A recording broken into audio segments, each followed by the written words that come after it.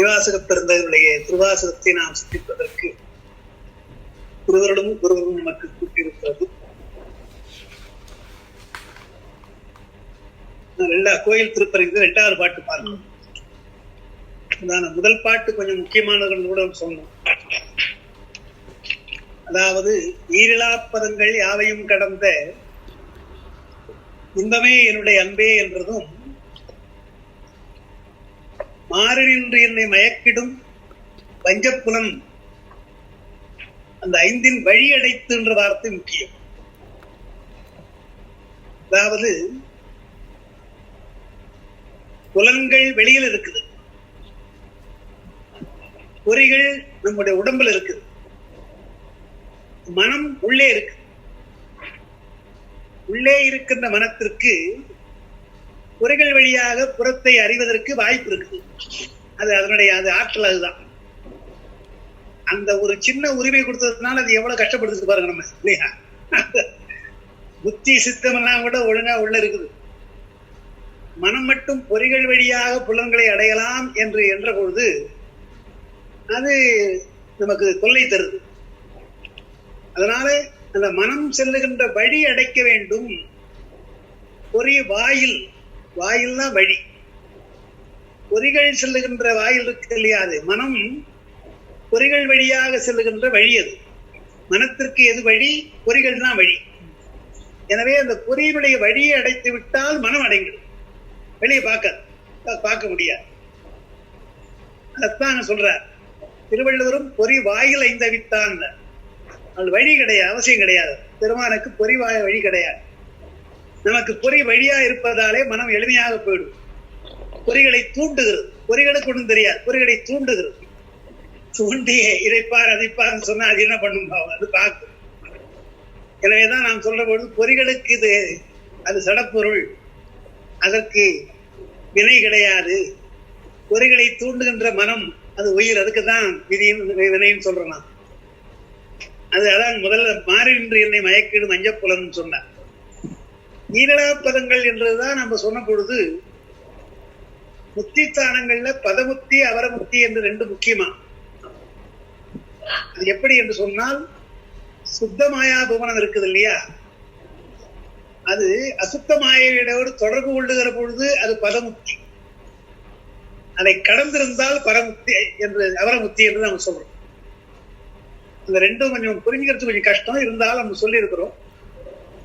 சுத்தமாயை, அசுத்தமாயை, பிரகிருதி மாயை 3 இருக்கு. இந்த 3லும் சுத்தமாயா புவனத்தினுடைய தொடர்பு நமக்கு உண்டு. நாம் அசுத்தமாயில இருந்தாலும் என்ன தொடர்பு என்றால், முதலாவதாக வாக்கு என்பது நமக்கு தொடர்பா இருக்கு. சுத்தமாயில் இருக்கின்ற வாக்கு நமக்கு தொடர்பா இருப்பதாலே என்ன, சூக்குமை வாக்கா இல்லை, வைகிரி வாக்கா இருக்கு. இருந்தாலும் அது விருத்தி தானே, விருத்தி பரிணாமம் தானே. எனவே அந்த வாக்கு நமக்கு துணையா இருப்பதாலே சுத்தமாயா புவனத்தோடு பிரகதி மாயா புவனத்திற்கு தொடர்பு உண்டு. அந்த மாதிரி தொடர்பு இருக்கு இல்லையா, அதெல்லாம் தான் கலந்திருப்பதுன்னு சொல்லுவோம். சுத்தமாயை அசுத்தமாயில கலந்திருப்பது. மகேஸ்வர மூர்த்தமா இருக்கிறான் பெருமான்னா, தேக வடிவ யோக வடிவமாக நமக்கு அருள் புரிகிறான் என்றால் அவன் சுத்தமாயில் தான் இருக்கிறான். மகேஸ்வர மூர்த்தம் அது நமக்கு அருள் புரிகிறான். எனவே இது போன்ற நிலைகள் எல்லாம் சுத்தமாயை அசுத்தமாயோடு தொடர்பு கொள்கின்ற நிலை. அப்படி தொடர்பு கொள்கின்ற நிலையில் தான் நமக்கு அந்த சிவதத்துவம் என்று சொல்கின்ற பதமுத்தி.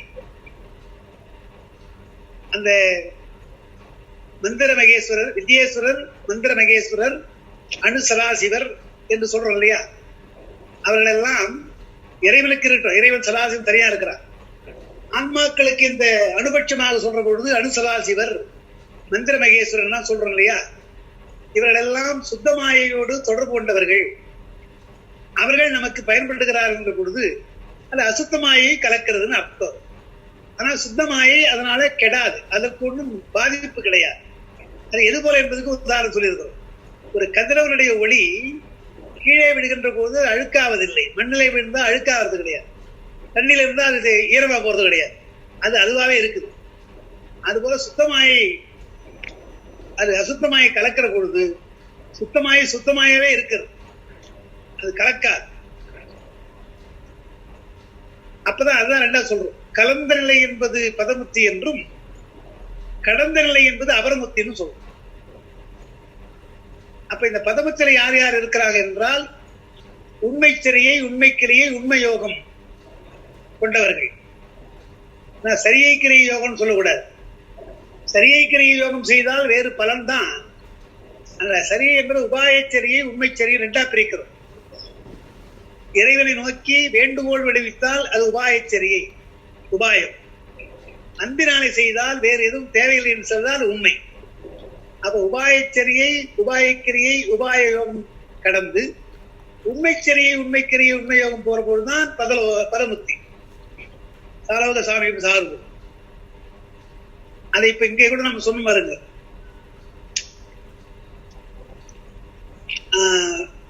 கோயில் மூத்த திருப்பதிகத்துல 7வது பாட்டு, கோயில் மூத்த திருப்பதிகம் 7வது பாட்டு, 6வது பாட்டுன்னு சொல்லலாம், 6, 7 கூட சொல்லலாம். என்னன்னா 6வது பாட்டுல தேசா நேசர் சூழ்ந்திருக்கும் திருவோலக்கம் சேவிக்கின்றது வருது. நேசர் சூழ்ந்திருக்கும் திருவோலக்கம் சேவிக்க என்றால் கைலாய காட்சி. அது யாருக்குரியது? அபரமுத்தி ஸ்தானங்களுக்கு உரியது, பதமுத்திக்கு உரியது. ரெண்டும் பதமுத்தியில் இருக்கின்றவர்களும் அங்க தரிசிக்கலாம், அவர்களும் தரிசிக்கலாம், அபரமுத்திலும் தரிசிக்கலாம். அதேதான் இங்க நெருங்கும் அடியார்களும் நீயும் நின்று நிலாவி விளையாடும் மருங்கே சார்ந்து அதை சொன்னோம். நெருங்கி இருக்கிற அடியார்கள் அணுக்கத்தொடரா இருக்கிறார்கள் கைலாயத்துல என்பதும், அவர்களோடு மருங்கே சார்ந்து நான் வாழ வேண்டும் என்றால் பக்கம் சாமீபமாக இருக்க வேண்டும் என்றது. இதெல்லாம் அந்த பதமுத்தியை சொல்லுகின்ற ஒரு விஷயங்கள். இதெல்லாம் இதுல இதுக்கு அடுத்து அபரமுத்தி. பதமுத்திக்கு அடுத்து அபரமுத்தி. அந்த பதமுத்தில யார் என்றால் உண்மைச்சரியை, உண்மைக்கிரியை, உண்மை யோகம். அப்ப அவங்களுக்கு ஞானம் குறைவா இருக்கு. ஞானத்தை பெற்றால் அவர்கள் பரமத்திக்கு போயிடலாம். அது போகாததுனால அபரமுத்திக்கும் போகலாம். பதமுத்திலிருந்து அடுத்த நிலை அபரமுத்திக்கு போகலாம். அது இன்னும் கொஞ்சம் ஒரு ப்ரமோஷன் மாதிரி. அபரமுத்தில இருக்கின்றவர்களுக்கும் பதமுத்திக்கு என்ன வித்தியாசம் சொன்னா, ஞான நாட்டம் மிகுதியாக இருந்தால் அபரமுத்தி.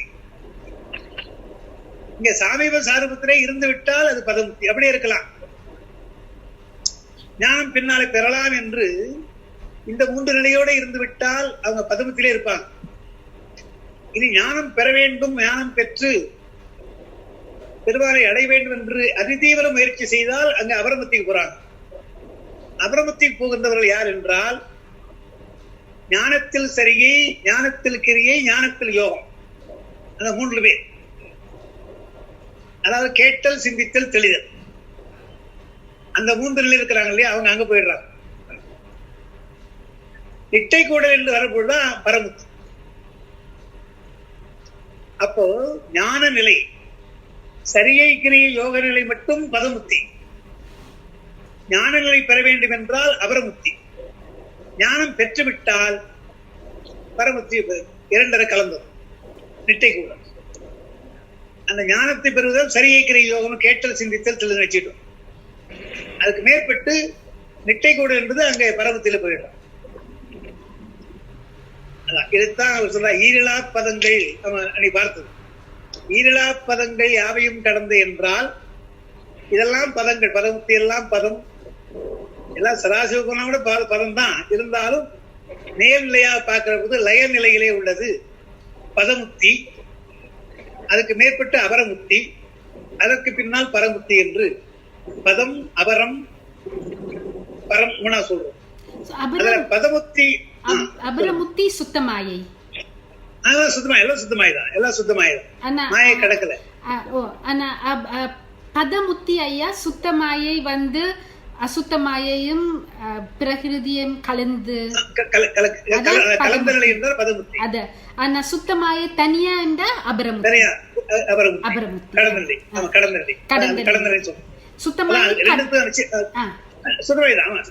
சுத்தமாய் கடந்த நிலையா அசுத்தத்தை கடந்தது, பதமுத்தியும் கடந்தது. அதனாலதான் அவங்க அங்க இருக்கிறவங்க வேற ஆட்கள். கேட்டல், சிந்தித்தல், தெளிதல் உள்ளவங்க அங்க இருக்கிறாங்க. இங்க உண்மைச்சரியும் உண்மைக்கிரியும் உண்மை யோகம் எங்க இருக்கிறான். அதுக்கு பின்பு ஞானம் பெற வேண்டும் என்று நினைக்கிற பொழுது அங்க போறான். சரியை கிரியும் கேட்டல் சிந்தித்தல் தெரிந்து போறான். சிட்டை கொள்வதற்கு பரமுத்தி. அப்ப அந்த முக்கியமா வச்சுக்கணும். பதமுத்தி அபரமுத்தி பரமுத்தி என்று மூன்றாக வைத்துக் கொண்டு நீரிலா பதங்கள் யாவையும் கடந்த இன்பமேன். அங்க போற பொழுதுதான் அந்த இன்பம் வருகிறது. பேரின்பம் வந்தவுடனே அங்கே பேர் அன்பு, ஆன்மாக்களுக்கு அன்பு மிகுகின்றது. பெருமானுடைய சிவானந்தம் மிகுகின்றது. எனவே அன்பா சிவமா என்று தெரியாமல், ஆனந்தமா என்று தெரியாமல் இருப்பதுதான் அன்பு சிவம் இரண்டு என்பது அறிவிலால் அங்கதான் சொன்னார். அங்கேதான் அன்பு வேறு சிவம் வேறுன்னு இல்லை. நாம் இப்பொழுது அன்பு செலுத்துகிறோம் என்பது வேறு. அன்பே மயமாக இருப்பது. அங்க அன்பு என்றால் சிவன் தான் அர்த்தம். என்னுடைய அன்பேன்ற என்னுடைய சிவமேன்னு சொல்லியிருக்கணும். அந்த சிவமேன்னு சொல்றதை என்னுடைய அன்பேன்னு சொன்னார். பாட்டை சொன்னார். சிவமாக போயிடுற சிவானந்த நிலையில் கலந்து விடுகிறேன். ஈரிலா பதங்கள் யாவையும் கடந்தால் இன்பம் தான். அதை என்னுடைய சிவமேன்னு சொல்லியிருக்கணும். அதை அன்பேன்றாரு. என்னுடைய அன்பினால் வெளிப்படுறார். ஆன்மாவுடைய அன்பினால் வெளிப்படுவதாலே அந்த அன்பினால் வெளிப்படுவது சிவம்ன்றது. அன்பினால் வெளிப்படுவதால் சிவமேனார். இதைத்தான் திருமந்திரத்தில் அன்பு சிவம் இரண்டு என்று அறிகிறார். அங்கதான் சொன்னார். இந்த பாட்டை அர்த்தம் புரிஞ்சாதான் அந்த பாட்டுக்கு அர்த்தம் புரியும். இல்லைன்னா அன்பு சிவம் இது அன்புனா என்ன சிவம்னா என்ன பேசணும் பொதுவாக சொல்லிக்கலாம். பொதுவாக சொல்லலாமே தவிர எந்த நிலை ஞானத்தினாலே சரியை கிரிய யோகம் பெற்றதை கேட்ட செய்தி தெரிந்து வைத்து பரமத்திலே நிட்டை கூடுகின்ற பொழுது சிவானந்த நிலை. அபரமுத்தி வரை உங்களுக்கு அருள் நிலை தான். பதமுத்தி அபரமுத்தி அருள் நிலை தான். நல்லா விநாயகருக்கெல்லாம் உபதேசம் செய்கிறார், முருகப்பெருமானுக்கு உபதேசம் செய்கிறாங்க சர்வ ஞானோத்தரத்தை என்றெல்லாம் சொல்றோம் இல்லையா. அதெல்லாம் அருள்நிலை. ஆனந்த நிலை என்பது பரமுத்தி தான். அங்க நாம் என்றது மறைந்து விடுகிறது. அதாவது காண்பவனுடைய அறிவு, காட்டப்படும் காட்சி பொருள், இந்த மூன்று இருக்குது. ஆனால் நிலை மாறி இருக்கு. பசுத்துவமா இருக்கிற ஆன்மா சிவத்துவமாகி போச்சு. அந்த ஞானம் என்பது பசுஞானம் பாசுஞானம் நீங்கி பரிஞானம் வந்துடுச்சு. பரிஞானம் அப்புறம் எந்த செயலும் இல்லாமல்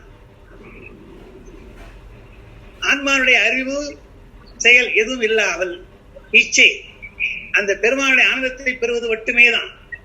பெருமானுடைய ஆனந்தத்தை பெறுவதுதான். அப்போனா ஆனந்தத்தை அறிவது, ஆனந்தத்தை விரும்புவது, ஆனந்தத்தை அனுபவிப்பது. அப்படி மூணா வச்சுக்கிறது. அறிவு இச்சை செயல் என்று சொன்னால் சிவானந்தத்தை அறிவது, சிவானந்தத்தை விரும்புவது, சிவானந்தத்தை அனுபவிப்பது. அறிவு இச்சை செயலாக அப்படி இருக்கு. எனவே அங்க தான் என்பது மறைந்து போகிறது ஆனந்தத்தில் கலப்பதால். அதனால் என்னுடைய சிவமே, என்னுடைய அன்பே, அன்பு சிவம் இரண்டு என்பது அறியலாம். அன்பே சிவமாவது யார் அறிந்தால் அன்பே சிவமாய் அமர்ந்திருந்தாரே என்று சொன்ன பாட்டுக்கு பரமுத்தியில இருக்கின்ற இந்த நிலைத்தான் அவர் சொல்லுகிறார். அதற்கடுத்து நம்ம ஒன்று சொன்னோம். மணிவாசக பெருமான் நேரடியாக பரமுத்தி கேட்கல. கேட்கறது பரமுத்தி கேட்கலாம் இல்லையா, அது அபரமுத்தி தான் கேட்கிறார். ஏன்னா இன்னும் எனக்கு ஞானம் பிறக்கல. உண்மையா ஞானத்திலே நெட்டை கூடுகின்ற நிலை எனக்கு வரவில்லை. எனவே கேட்டல் சிந்தித்தல் தெளிதல் தான். இது முற்று பெறுவது எங்கே என்றால் அபரமுத்தி இல்லை. எனவே இங்கே இருந்து அழைத்துக் கொண்ட அடியார்கள் எல்லாம் அபரமுத்திக்கு போயிருக்கிறார்கள். ஏன்னா அது கேட்டல் சிந்தித்தல் தெளிதல் தான். இன்னும் நெட்டை கூடல. இங்க இருந்து போயிருக்காங்க, பெருமானோடு போயிருக்காங்க, அவ்வளவுதான். அதை உணர்ந்து மணிவாசகர் உன்னோடு உடன் வந்தவர்களே அங்கதான் இருக்கிறாங்க, அபரமுத்தியில் தான் இருக்கிறாங்க. உடன் வராமல் நான் நின்று போனேன், நான் வந்து பரமுத்தி கேட்கலாமா? கேட்க கூடாது. எனவே எனக்கும் அபரமுத்தி தா என்றால் அபரமத்திக்கு சென்றால் விரைவாக நிஷ்டை கொள்ள முடியும், பரமத்திக்கு அடைய முடியும் என்றுதான் கேட்கிறார். அதனால இங்க கேட்பதெல்லாம் அபரமத்தி தான் வைத்துக் கொள்ளும். நாம் செல்வர் சிவபுரத்தின் உள்ளார், செல்வர் சிவபுரம் தான் அங்க சொன்னார். இங்கே சிவலோகம் சிவபுரம் தான் அடிக்கடி பேசுவார். என்றால் அது பதமுத்தி நிலை, அது அபரமுத்தின்னு வைத்துக்கலாம். அபரமுத்தி அதனால இந்த பாட்டு முக்கியமான பாட்டு. இந்த பாட்டு சித்தாந்த கருத்துக்களோடு உள்ள பாட்டு. அது முத்தி நிலையோடும் திருமந்திரத்தையும் இணைத்து சொல்ற பாட்டு. ஞாபகம் வச்சு அன்னைக்கு அதான் பார்த்தோம். அடுத்த பாட்டு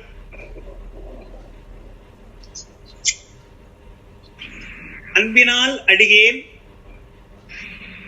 ஆவியோடு ஆக்கை ஆனந்தமாய் கசிந்து உருக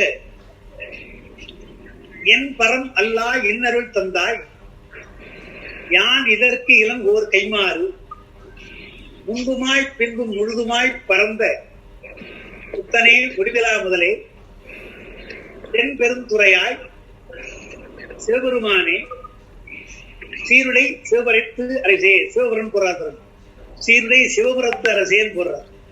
சிவபுரம் என்ற வார்த்தை சொல்றார். அதான் அபரமத்தித்தார். அதுல முன்புமாய் பின்புமான்ற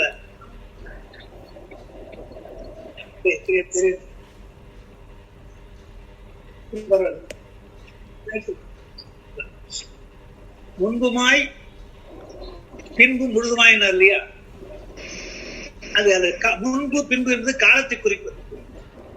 காலத்தை குறிக்கிற பொழுது பெருமானே என்னை ஆட்கொண்ட காலம் ஒன்று உண்டு, ஆட்கொண்டு விட்டு போன காலம் ஒன்று உண்டு.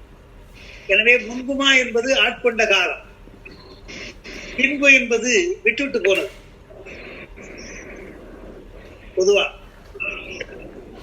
பொதுவா நம்ம அவருக்கு சொன்னால் பெருமான் காலத்துக்கு முன்னும் இருக்கிறான் பின்னும் இருக்கிறான். ஆதி எந்தம் சொல்ற மாதிரி முன்பும் இருக்கிறான், காலத்துக்கு முன்னே இருக்கிறான், காலத்துக்கு பின்னால் இருக்கிறான் அப்படின்னு சொல்லலாம். அவன் முன்பு பின்பு காலத்தை வைத்துத்தான் அவன் காலம் கடந்து என்பதால் முன்னும் சொல்லலாம் பின்னும் சொல்லலாம் என்று. அதாவது நம்ம சொல்றோம் இல்லையா, முன்னைக்கு முன்னை பழம்பொருளுக்கு முன்னை பழம்பொருள் பின்னை புதுமைக்கு, அது போல நம்ம சொல்லலாம். காலத்தினாலே வருகின்ற பொருளாக முன்பு உள்ள பொருளாகவும் பின்னே இனிமேல் வருகின்ற பொருளாகவும் இருக்கின்றாய். முழுதும்னா வியாபகம், முழுதுமாய் பறந்த முத்தன் வியாபகமா இருக்கின்றது. அப்ப முழுதுமாய் என்பது பறந்து என்பது இடத்தை குறிக்கிறது, முன்பு பின்பு காலத்தை குறிக்கிறது. காலத்தையும் குறிக்கிறது, இடத்தையும் குறிக்கிறது. இப்படி இருக்கின்ற பெருமான் நீ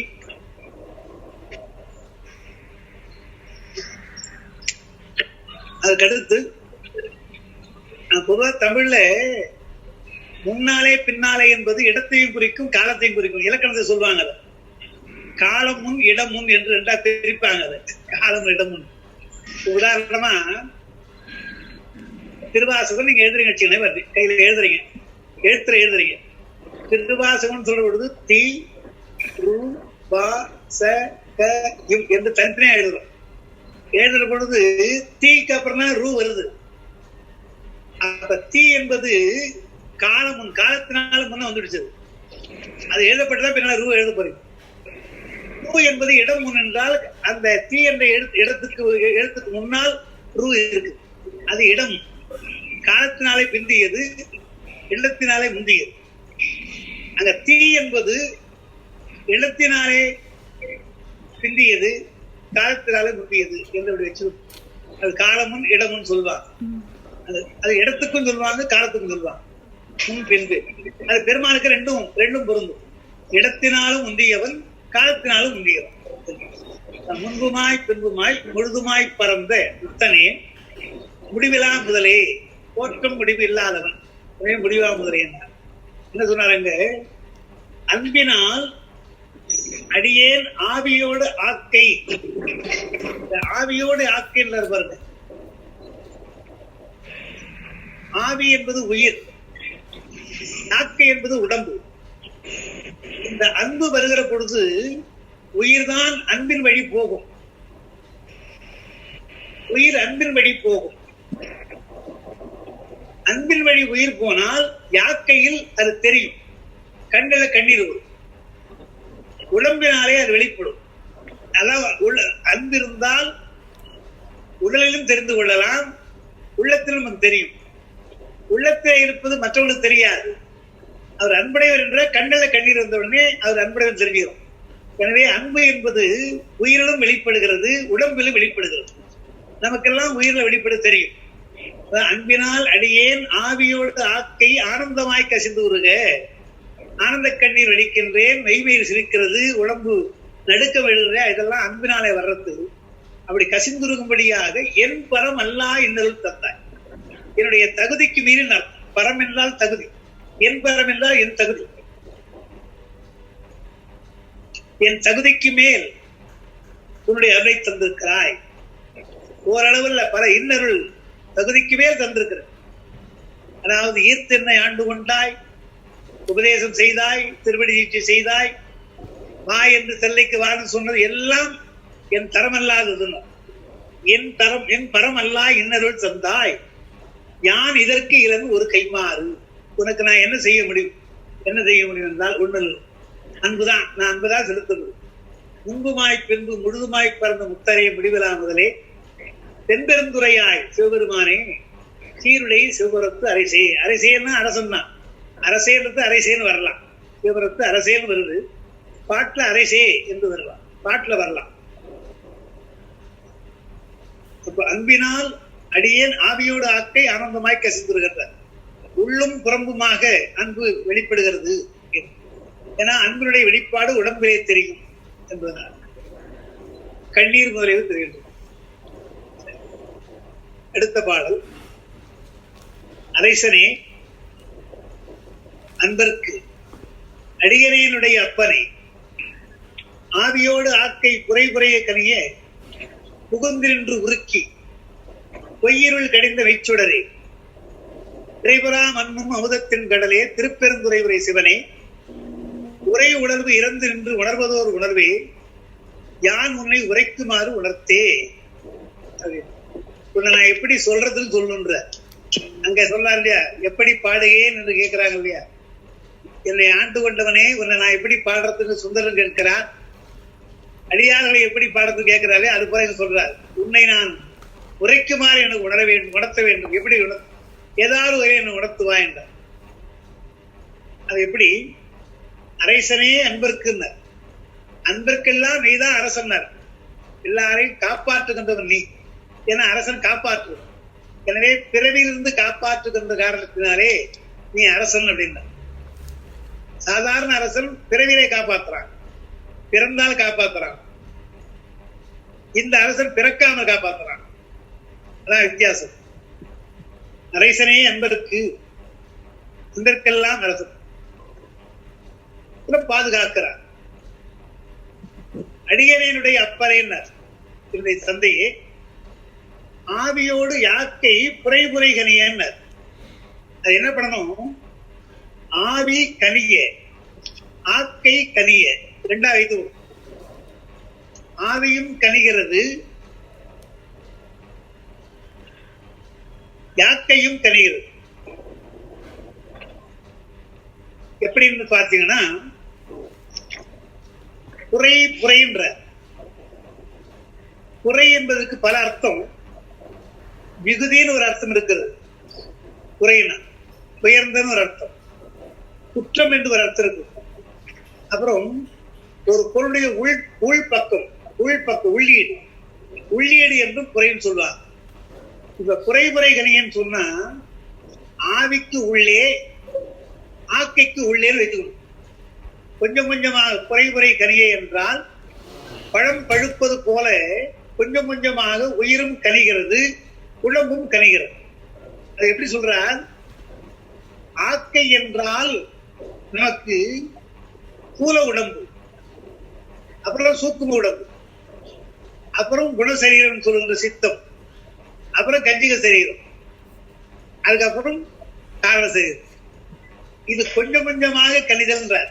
யாக்கை கணிதல் என்று சொன்னால் குல உடம்பினாலே நாம் வணங்குகிறோம், அப்புறம் மனத்தினாலே வணங்குகிறோம், சித்தத்தினாலே சிந்திக்கின்றோம். அங்க அராகம், காலம் நியதி கலை அராகம், அந்த சிவராகம் என்று நமக்கு வருகிறது. அதற்கு பின்னால் பெருமானை அடைகின்ற பொழுது மாயை விட்டு விலகுகிறோம், காரண சரீரத்தை விட்டோம். அதான் யாக்கை கணிதல். உடம்போடு மட்டும் இல்லாமல் உள்ளத்திலும் நாம் நினைக்கிறோம் இல்லையா, அதுதான் அதை விட சிறந்தது. அதனாலதான் உடம்பிலே செய்கின்ற வழிபாட்டை காட்டிலும் அகப்பூஜை சிறந்தது என்று சொல்லுகிறதான் காரணம். இன்னும் தூய்மைப்படுத்தும். அகம் தூய்மையான, மனம் தூய்மையானால் சித்தம் அந்த குணங்களை கடந்து விடும். அப்ப எப்படி கனிய வேண்டும்? பூல உடம்பிலே இருக்கின்ற அந்த பூதங்கள் எல்லாம் இவற்றையெல்லாம் கடந்துடணும்.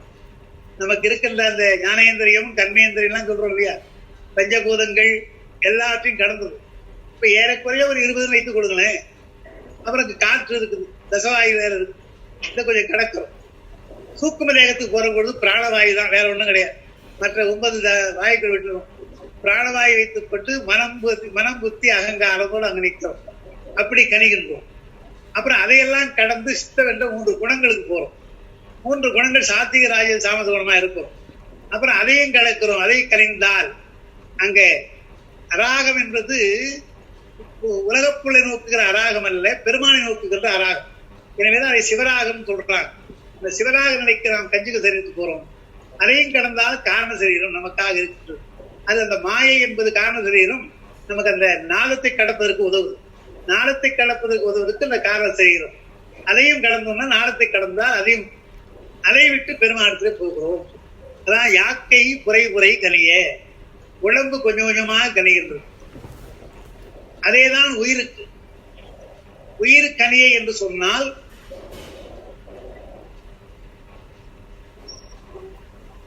தத்துவங்களினாலே கருவிகளினாலே வருகின்ற ஞானம், பாச ஞானம், அதுதான் சிறந்தது என்று உயிர் முதல்ல நினைக்குது. பாச ஞானத்தை கடந்த உடனே பசு ஞானம் வந்து அது வந்து அப்ப அதையும் கடக்கும். அதையும் கடந்து பெருமானுடைய பதிஞானத்தை பெறுதல், அதுதான் அந்த குறை கனியை. ஆவி குறை கனியை என்பது பாசஞானத்தை கடந்து பசுஞானத்தை கடந்து தற்போதமாகி ஆன்ம தற்போதை கடந்து இறைவனுடைய ஞானமே பெறுவது, அது ஆவி கணிதல். உடம்பு கணிதல் இப்ப நம்ம சொன்னோம் 5 வகையா. ஆவியோடு ஆக்கை குறை கனியே புகுந்து நின்று உருக்கினாய். உருக்கிறாலே பொய்யிருள்னர். பொய்யிருள் என்றால் அதை சிவஞான எழுத அப்பாவும் குறிக்கிறாங்க. நிலையில்லாத இருள்னர். ஆணவம் அங்கே தேய்ந்து போகிறது. ஆணவம் தேய்ந்து போவதாலே அது பொய்யிருள்னர். மெய்யாக இருந்தால் மறைக்குது. இருந்தாலும் பெருமானத்தில் போற பொழுது ஆணவம் தேய்ந்து போகிறது. எனவே பொய்யிருள்னர். பொய்யிருள்னர். அதை இப்போ எப்படி உதாரணம் சொல்றாங்க என்றால், ஆணவம் சக்தி மடங்குதல்றான். சக்தி மடங்குதல்றான். அதை எப்படி நாம புரிந்து கொள்ளணும்னு சொன்னா, பகல் நேரம் சூரியன் வந்துடுச்சு. பகல் நேரத்துல இருள் இருக்குதா இல்லையா? மடங்கி அத மடங்கலாம். இருள் இருக்குது, ஆனா இருள் மறைக்கல. நமக்கு இருள் இருக்கிறது, ஆனா இருள் மறைக்கல. ஏன்னா பகல் ஒளி இருப்பதால். அதுபோல் பெருமானுடைய சந்நிதியில இருந்தால் ஆணவம் இருக்குது, ஆனா வேலை செய்ய முடியாது. அது மறைக்கிற சக்தி அது கிடையாது. அதைத்தான் சக்தி மடங்குதுன்னு நம்ம சொல்றோம். அந்த புத்தி நிலையிலும் ஆணவம் இருக்குதுன்னு சொல்றது எல்லாம் காரணம். ஆணவம் இருக்கிறது, சக்தி மடங்கி இருக்கிறது என்று சொன்னால் அதனுடைய ஆற்றலாக இருக்கின்ற மறைப்பு அங்கே இல்லை. எதுபோல என்றால் சூரியன் வந்து விட்டால் இருள் இல்லாமல் இருக்குது, ஆனால் அது சக்தி மடங்கி இருப்பது போல என்று உதாரணம் சொல்றாங்க. அப்படிதான் நம்ம வச்சுக்கணும். ஆனா பொய்யிருள் இருக்குது, ஆனா பொய்யிருள் இப்போ அது மறைக்காத இருளது பொய்யாக. நெய்யிருள் என்றால் மறைச்சிடும். பொய்யிருளா இருப்பதாலே மறைக்கவில்லை, பொய்யிருள்னார். அந்த பொய்யிருள் கழிந்து மெய்ச்சுடரே என்றால் அந்த இருளை பொய்யாக மாற்றிட்டு, பொய்யாக மாற்றி கடிந்திருக்கிறாய், நிலையில்லாத செய்திருக்கிறாய். நீ யார் என்றால் மெய்ச்சுடர்ல. மெய்ச்சுடர் வந்ததாலே பொய்யிருள் போய்விட்டது. பொய்யிருள் கழிந்த மெய்ச்சுடரே. இப்போ திருவாசகத்திலே வந்து சாத்திரங்கள் சொல்லுவாங்க, ஒளி வந்தால் இருள் விலகுகிறது. ஒளி வந்தால் இருள் விலகுதுன்னா என்ன அர்த்தம்? நாம கூட ஏதாவது ஒரு இப்ப நம்ம வீட்டுக்குள்ளே வச்சுக்கணும், தெருவில் நிறைய வீட்டு நாய், தெருவில் நிறைய நாய் கிடக்குது. அது திடீர்னு உள்ள வந்துடும். உள்ள வந்தா அதை விரட்டுவோம். நாய் வெளிப்போ என்று விரட்டுவோம். அது பயந்து ஓடிடும். இப்ப நாம எப்படி விரட்டணும்?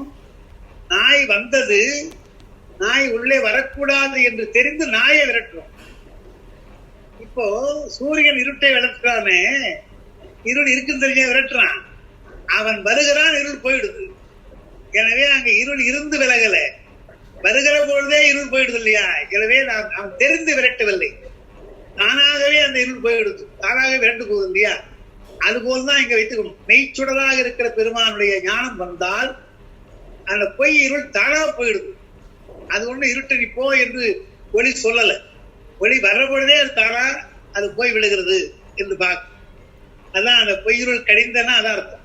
இருள் கடிந்த என்றால் கண்ணுக்கு தெரியாமலே இருக்கின்ற இருள், அது அவனுக்கு தெரியாது, ஒளிக்கு தெரியாது. ஒளிக்கு முன்னாலே இல்லாத அந்த இருளை அது கடிக்கின்றது. கண்ணுக்கு எதில் வராத சொல்றேன், கண்ணு முன்னால் நிக்காதன்னு சொல்றாங்க இல்லையா? அது ரொம்ப கோபத்துல அந்த மாதிரி அந்த சுடர் என் கண்ணுக்கு முன்னாலே நிற்கக்கூடாது என்று விரட்டுகிறது. அப்படிப்பட்ட பொய்யிருள் கடிந்த மெய்ச்சுடரே, திரைபுறா மண்ணும் அமுதத்தின் கடலே, திருப்பெருந்துறை உரை சிவனே,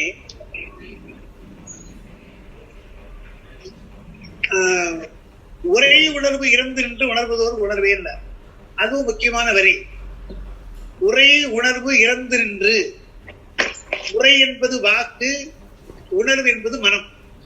வாக்கு மனத்தை கடந்தான், அது அடிக்கடி நம்ம சொல்றதுதான். உரை உணர்வு கடந்தான் என்றால் வாக்கை கடந்திருக்கிறான், அதனால் மனத்தை கடந்திருக்கிறான். உரை உணர்வு இறந்து நின்று உணர்வதோர் உணர்வுனர், உணர்வதுன்னர், அப்படிப்பட்ட ஒரு உணர்வுன்னர். அது ஏன் இப்படி சொல்றார் என்றால், எந்த உணர்வாக இருந்தாலும் வாக்கினாலும் மனத்தினாலும் தான். வாக்கு சொல்ல மனம் பதிந்து கொண்டு சொல் பார்க்கும். இது அப்படி இல்லை, வாக்கும் கிடையாது மனமும் கிடையாது, அதை கடந்து உணர்வும். அறிவினாலே பதிஞானத்தால உணர்வும். நமக்கு ஒண்ணும் கிடையாது, நம்ம ப்ராப்பர்ட்டி ஒண்ணும் கிடையாது, பதிஞானத்தாலே உணர்கின்றோம். அது உணர்வதோர் உணர்வே என்ன. இந்த விஷயத்தை தான் பின்னால் திருக்கோவையால இவரே பாடுகிறார். உணர்ந்தாருக்கு உணர்வறியோன் பாடுறார், உணர்ந்தாருக்கு உணர்வறியோன் என்று பாடுறார். உணர்ந்தாருக்கு உணர்வறி.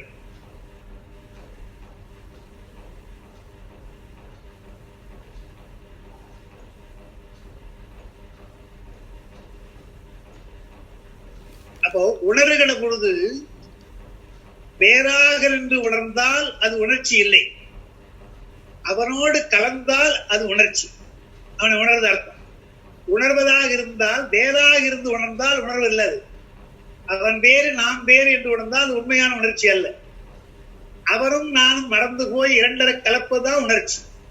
அப்படி இரண்டரை கலந்து விட்டால் மீண்டும் பேச முடியாது. அதைத்தான் உணர்ந்தாருக்கு உணர்வறியோர்னர்.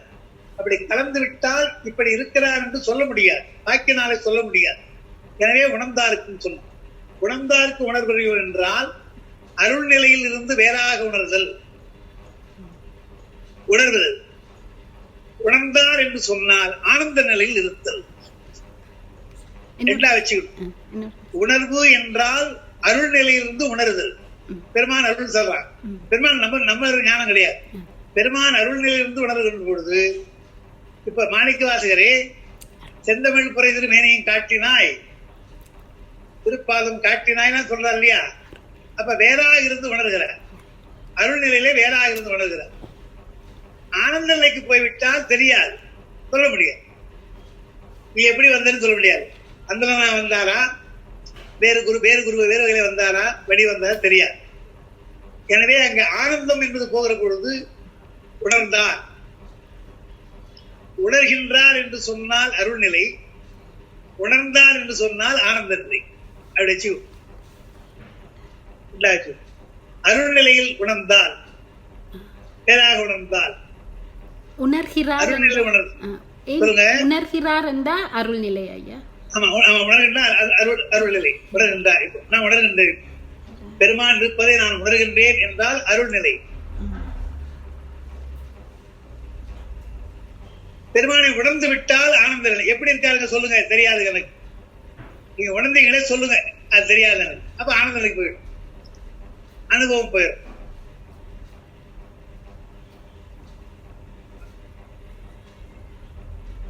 அப்போ பசுஞானத்தாலும் பாசஞானத்தாலும் உணர முடியாதவன், உரை உணர்வு இறந்து நின்றவன்.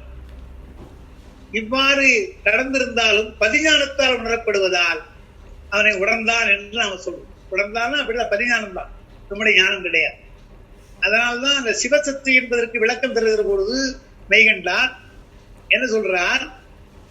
பசுஞானத்தாலும் சத்துன்னு சொல்ற பொழுது சடசத்து, ஆன்மா சரசத்து, இறைவன் சிவசத்து அப்படி சொல்றோம். சிவசத்து என்று என்ன விளக்கம் கொடுக்குறாங்க என்றால், பாசஞானத்தாலும் பசுஞானத்தாலும் பார்க்க முடியாதவன், அறிய முடியாததாலே அவன் சிவம். பதிஞானத்தால் அறியப்பட முடிகின்றவன், எனவே சத்து. எனவே பாசஞானத்தாலும் பசுஞானத்தாலும் அறியப்பட முடியாதாலே சிவம் என்றும், பதிஞானத்தால் அறியப்படுவதாலே சத்து என்று சொல்வதால் சிவசத்து என்ற சொல் பொருந்துகிறது. அதுதான் இங்க சொல்ற, உணர்ந்தாருக்கும் உணர்வடிவோம் என்று.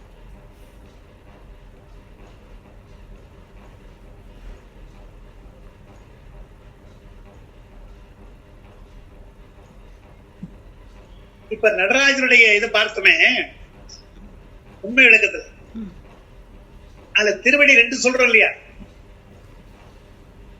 அந்த ஊன்றிய திருவடி திரோதானம் ஏன் சொல்றோம் என்றால் மறைப்புன்னு சொல்றோம். அது உலகியல் நிலை. நாம் பெருமானை உணராமல் உலகியல்ல கடப்பது மறைத்தல். தூக்கிய திருவடிதான் அருள் நிலை. நாம் சொன்னது உணர்வது, உணர்கின்ற நிலை தூக்கிய திருவடி அருள்நிலை. வீசுகரம் ஆன்மாவை தான் அழுத்தல், அது ஆனந்தம். அதான் 2 வைத்திருக்காங்க. திருவடியும் தெரிகிறது, அங்கே தூக்கிய திருவடியும் தெரிகிறது, வீசுகரம் தெரிகிறது. நேயத்தால் ஆன்மாவை தான் அழுத்தல், ஆன்மாவை ஆனந்தத்தில் அழுத்து, அது ஆனந்தம். எனவே அப்படி இருக்கின்ற ஒன்றை உணர முடியாது, உணர்ந்தால் சொல்ல முடியாது. உரை உணர்வு இறந்து நின்று உணர்வதோடு உணர்வுனர். உரையும் மனமும் போய்விட்டால் உணர முடியாது. ஆனால் இவன் அப்படி அல்ல, இதையெல்லாம் கடந்திருக்கின்ற ஒரு உணர்வு. அப்படி அது ஒரு உணர்வு உண்டு.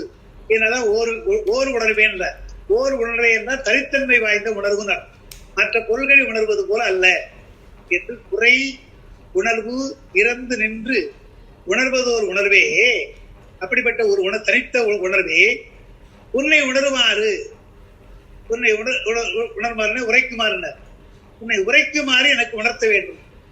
நீ என்னை உணர்த்தி விட்டால் நான் உரைச்சுடுவேன். நீ எப்படிப்பட்டவர் என்று என்னை உணர்த்தி விட்டால் நான் உரையில கொண்டு சொல்வேன் என்று. உன்னை எப்படி நான் பாடுவது என்று உணர்த்தி விட்டால் நான் உன்னுடைய அருளை பாடுவேன். அப்போ ஆனந்தத்தை பாட முடியாது. உன்னுடைய அருளை நான் பாடுவேன், பின்னால ஆனந்தத்துக்கு போவேன். உன்னுடைய அருளை உணர்த்து. என்ன பண்ணார்?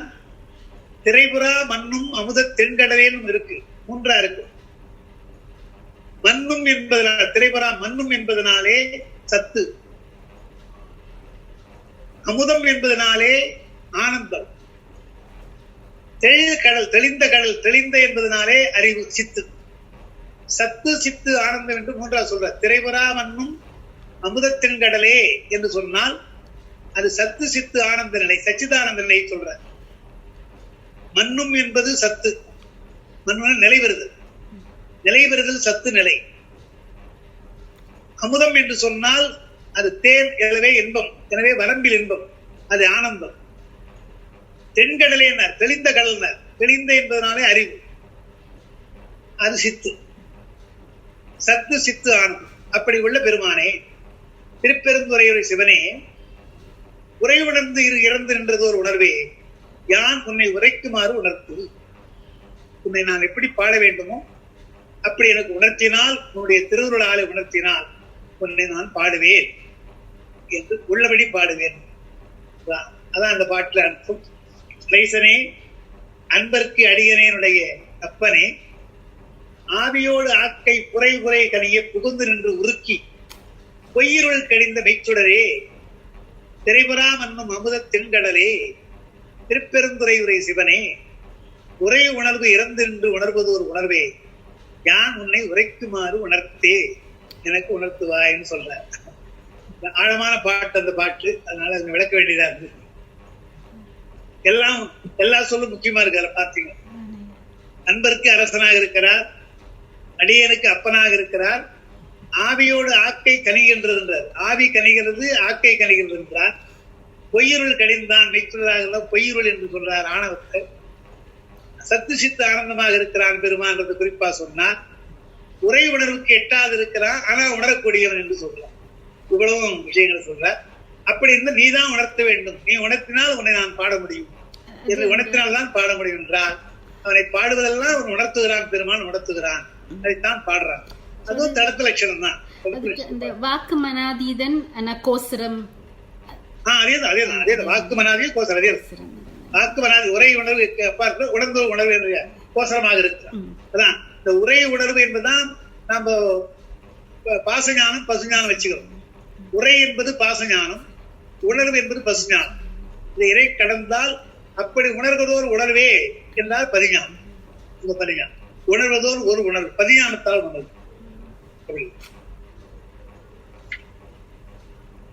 சரி, அடுத்தது உணர்ந்த மாமுனிவர் ஆரம்பிக்கிறார். இப்படி உணர்ந்தவர்கள் அர்த்தம். இப்படி உணர்ந்தவர் உணர்ந்த மாமுனிவர் கும்பரோடு ஒழிந்தார் உணர்வுக்கும் தெரிவரும் பொருளே, இணங்கிலி எல்லா உயிர்கட்கும் உயிரே, என பிறப்பருக்கும் இம்மருந்தே, தெளிந்ததோர் இருளில் தெளிந்த தூவெளியே, திருப்பெரும் துறையுரை சிவனே, குணங்கள் தான் இல்லா இன்பமே, உன்னை குறுகினருக்கு இனி என்ன குறையே அப்படின்னா. இப்போ இப்படி உரை உணர்வு இருந்து நின்று உணர்ந்தோர் உணர்வேன்னு சொல்றதுனால அப்படி உணர்ந்த மாமுனிவர் என்ற, அப்படி உணர்ந்தார்கள் கும்பர்கள் தேவர்கள், ஆனந்த நிலை ஆனந்த நிலை இவங்கெல்லாம் கும்பர்கள் ஒழிந்தார். இவங்கனா இருக்கிறாங்க. இவர்களுக்கெல்லாம் உணர்வுக்கும் தெரிவரும் பொருளாக நீ அவர்களுக்கெல்லாம் நிலையை சொன்னாலும் சொரூப நிலை என்பது தெரியாது, யாருக்கும் தெரியாது. அதான் சொல்றாரு, உணர்வுக்கு தெரிவரும் பொருள். உணர்ந்தவர் தான், உணர்ந்த மாமுனிவர் தான் உன்னை. உணர்ந்தாலும் கூட உன்னுடைய சொரூபம் தெரியாது அல்லவா? அதான் சொல்ற. முனிவர்களாக இருக்கிற ஆட்சி உன்னை நீ ஆளாக கொடுங்க. பல பேர் முனிவர்களை ஆட்கொள்கிறாய், தேவர்களை ஆட்கொள்கிறாய், மக்களை ஆட்கொள்கிறாய், ஏனையோர் ஒழிந்தோர்னர். யாராயிருந்தாலும் சொரூபம் கிடையாது, தெரியாது. உணர்ந்தார்க்கும் தெரிவரும் பொருளே, அதான் உணர்ந்தார்க்கும் உணர்வறியோன்னு சொல்றதாதான் தெரிவரும் பொருளாக இருக்கின்ற நீ இணங்கிலி என்றால் ஒப்புமை சொல்லப்பட முடியாது, ஒப்புமை சொல்லப்பட முடியாதவர். எல்லா உயிரிற்கும் உயிராக இருக்கிறாய், என்னை பிறப்பிருக்கிற மருந்தாக இருக்கிறாய். பிறவி நோய் என்பதாலே அதை மருந்துண்டார். எல்லா உயிருக்கும் உயிராக இருக்கிறாய், பிறப்பிருக்கிறாய். அந்த ரெண்டு ஏன் சொல்றாருன்னா, உயிர்களிலே கலந்திருப்பதாலேயே எல்லா உயிருடைய பிறவியும் நீக்கவில்லை. சிறந்த பக்குவ ஆன்மாக்களை தான் பிறப்பை நீக்கிறான். என்னால் கலந்திருக்கிறான், அவ்வளவுதான். கலந்திருந்தால் எந்த பிறப்பிலே தெய்வ உணர்ச்சி வருகிறதோ, சிவன் உணர்ச்சி வருகிறதோ, அப்பொழுதுதான் பக்குவம். அதுவரையில் பிறந்து இறக்க வேண்டியதுதான். உயிரில கலந்திருக்கிறான். இணங்கிலி எல்லா உயிர்கட்கும் உயிரே, என பிறப்பருக்கும் எம் மருந்தே. இப்போ சொன்ன எனக்கு மருந்தாக வந்து விட்டான். உயிருக்கு உயிராக இருந்தவன் நீ, அது பொதுவாக இருக்கிற கலப்பு நிலை. இப்ப எப்படி வெளிப்படுகிறாய்? மருந்தாக வெளிப்படுகிறாய். மருந்தாக வெளிப்பட்டால் என்னுடைய உயிருக்கு பிறப்பில்லை. பிறப்பை நீங்கிறதற்காக மருந்தாக வெளிப்படுகிறார். என்னை பிறப்பருக்கும் மருந்தே இல்லை. அதான் குருவாக வருகிறான். ஞானோபரம் செய்கிற குருவாக வருகிறான். திணிந்ததோ ஒரு இருளில் தெளிந்த தூவெளியினர் அறியாமை. அப்படி திணிந்து இருந்துதான். திணிந்து இருந்தால் கடுமையான இருட்டு, ஒளியே தெரியாத இருட்டிலே இருந்தேன். அப்ப தெளிந்த தூவெளியாக ஆகாயம் போல வந்தாங்க. சிறந்த பரந்த வெளியாக நீ தோன்றினா எனக்கு. அறியாமல் மூழ்கி இருந்த எனக்கு திடீரென்று ஒரு ஒளி வந்தது போல நீ வந்தாய். தெளிந்த தூவெளியின் இருளிலே தெளிந்த தூவெளி. அப்புறம் சொல்றாரு, குணங்கள் தான் இல்லா இன்பமே என்ன. நம்முடைய குணங்கள் சரியா சாத்திய ராஜசம் அதுதான். அப்ப என்ன சொன்னார்? நம்ம சொல்றோம் இல்லையா, சாத்திகம் என்பது இன்பம். இன்பம்னா சிற்றின்பம். ராஜசம் என்றால் துன்பம். தாமதம் என்றால் இன்பம் இல்லை, துன்பம் இல்லை, மயக்கம், மோகம். மூணாவது சொல்றோம். இன்ப துன்ப மயக்கம் என்று சொல்றதுல சாத்வீகம் என்பது இன்பம், ராஜசம் என்பது துன்பம், தாமதம் என்பது மயக்கம் அல்லது மோகம். அப்ப என்ன சொன்னார் இங்க? குணங்கள் தாம் இல்லாதவன், சிற்றின்பமும் கிடையாது, துன்பமும் கிடையாது, மயக்கம் கிடையாது என்றால் பேரின்பம் தான். அதான் இன்பமே என்ன. குணங்கள் தான் இல்லா இன்பமே. நாம் அனுபவிப்பதெல்லாம் குணங்களால், நம்முடைய இன்ப துன்பங்கள் எல்லாம் குணங்களால், நம்முடைய குணங்களால், சாத்வீக ராஜ சார்ந்த குணங்களால். பெருமானுடைய இன்பம் எல்லாம் அப்படி அல்ல, குணம் கடந்தன. குணங்கள் தான் இல்லா இன்பமே. இந்த குணங்கள் மூணு குணம் இல்லாத இன்பமே. உன்னை குறுகினருக்கு இனி என்ன குறையே? அது ரொம்ப குறிப்பா சொல்றார். குணங்கள் இல்லாத இன்பம் இல்லையா? அப்ப உன்னை குறுகினால், பெருமானுடைய திருவடி அடைந்தால் இன்பம் கிடைக்கும். ஆனால் அது குணங்களால் ஆன இன்பம் அல்ல, சாத்வீக ராஜச தாமச குணத்தால் வந்த இன்பம் அல்ல, அருளால் வருகின்ற இன்பம். பெருமானுடைய அருளால் வருகின்ற இன்பத்தினாலே அது ஒரு புதிய இன்பம். அந்த அருளால் வருகின்ற இன்பத்தை அறிவது அறிவுதானே தவிர புலன்கள் அல்ல. ஏன்னா புலன்கள் கிடையாது, உயிர் தான் இருக்குது. உயிருடைய குணம் எது? அறிவு. உயிருக்கு குணமாக சொன்னால் அறிவை சொல்லலாம், குணமையா இருக்குது. அப்ப அறிவினால் என்றால் அதுவும் பதிஞானமா போச்சு, பசுஞானம் அல்ல. அப்ப எல்லாம் முற்றிலும் டிரான்ஸ்பர்மேஷன் மாதிரி எல்லாம் மாறி போச்சு. உயிர் எப்படி போச்சு? சாத்வீக ராஜசாமத குணத்தை இழந்து விட்டது, கருவிகளெல்லாம் விட்டாச்சு, உடம்பெல்லாம் விட்டாச்சு, பசுத்துவம் நீங்கி விட்டது. பெருமானிடத்துல போகிற பொழுது அவன் அருளே உடம்பாக, அவன் தருகின்ற இன்பத்தை அனுபவிக்கின்ற அருள் உடம்பாக இருக்கு. இப்ப நாம சித்தாந்தம் என்ன சொல்லுவோம்? தேவலோகத்துக்கு போக வேண்டும் என்றால் பூரசார சரீரம், நரகலோகம் போல யாதனா சரீரம், ஒரு தனி சொல்றோம் இல்லையா? அது போல இறைவன் அடைய வேண்டும் என்றால் இதெல்லாம் கிடையாது, அருள் சரீரம், அருளே உடம்பாக வரும் நமக்கு. அப்ப அருளே உடம்பாக அனுபவிக்கிறோம் இல்லையா? அப்ப குணங்கள் கிடையாது. இன்பம் என்றால் அறிவினால் வருகின்ற இன்பம், அது பதிஞானத்தால் வருகின்ற இன்பம், சிற்றின்பம் கிடையாது, பேரின்பம் என்று. அது ஒரு கருத்து முதல்ல. அதாவது பெருமானுக்கு அருள் உடம்பு மாறி போச்சு, அருள் உடம்பாக மாறுகிறது. அருள் உடம்பு இல்லை என்று சொன்னால் புல இன்பத்தை அனுபவிக்கும், புலனுடைய இன்பம் தான் இருக்கு, சிற்றின்பமாக. அப்ப அந்த உடம்பு இல்லை, அருள் உடம்பா மாறி போச்சு. அடுத்து குணங்களை கடந்தாச்சு, 3 குணங்களை கடந்துட்டோம். சாத்வீக ராஜசாமன் உயிருக்கு உள்ளது கிடையாது, உயிர் குணமாக உள்ளது மாறி போச்சு. எது? அப்ப அறிவா இருக்குது. குணங்களை கடந்தா அறிவாக இருக்குது. அந்த அறிவு எது என்றால் பதிஞானம், தன்னுடைய அறிவல். குணங்களை கடந்தால் வருவது பதிஞானம். ஏன்னா பெருமான் குணங்களை கடந்தவர். எனவே பதிஞானத்தை பார்க்கிறோம். இன்பம் அனுபவிக்கிறோம். என்ன இன்பம் என்றால் பேரின்பம், பேரின்பம் அனுபவிக்கும். இது ஒரு பகுதி. அடுத்து இன்னொன்னு என்ன சொல்லணும்? குணங்களை எல்லாம் கடந்து பெருமானிடத்துல போற பொழுது சிவசமவாதிகள் என்ன சொல்றாங்க? 5 தொழிலை கேட்டு வாங்கிக்கோ, போற பொழுதே வாங்கிக்கோ, நீங்க கொஞ்சம் ரெஸ்ட் எடுங்கன்னு சொல்லு என்றால், அந்த அதிகார மலம் என்பது குணங்களால் அமைவது. மாயாகாரிய குணங்கள் இருந்தால்தான் அந்த ஆசை வரும், ஆளுகின்ற ஆசை. இல்லை என்றால் பெருமானுடைய இன்பத்தை அனுபவிக்க வேண்டும் ஒருமை தவிர 5 தொழில் ஆசை வராது. எனவே என்ன சொன்னார்? பெருமான் உங்களை என் குணத்தானாக ஆக்குகிறான், அவன் ஆக்கலாம். என் குணம் பெறுகிறோம். அந்த என் குணத்துல நீ என்ன பண்ணணும்? ஒரே குணமாக இருக்கிற வரம்பில் இன்பம், அதை மட்டும் எடுத்துக்கணும். மற்றது பேசாம தூங்க வச்சுக்கணும். அது இருந்தா இருக்குது. எனக்கு அதெல்லாம் வேணாம் சாமி. பேரறிவா வேண்டாம், ஞாபக உணர்வா அதெல்லாம் வேண்டாம், முடிவில் ஆற்றல் எல்லாவற்றையும் படைக்குமா அதெல்லாம் வேண்டாம் என்று 8 குணங்கள்ல சுதந்திரமாக இருக்கிறதை விட்டுறோம். ஏன்னா நீ எனக்கு ஆண்டாள், நீ எனக்கு சுதந்திரமாக கொடுக்க வேணாம், எனக்கு சுதந்திரம் வேணாம். சுதந்திரம் பெற்ற இந்தியா இப்ப அதான் சொல்லிட்டு இருக்கு.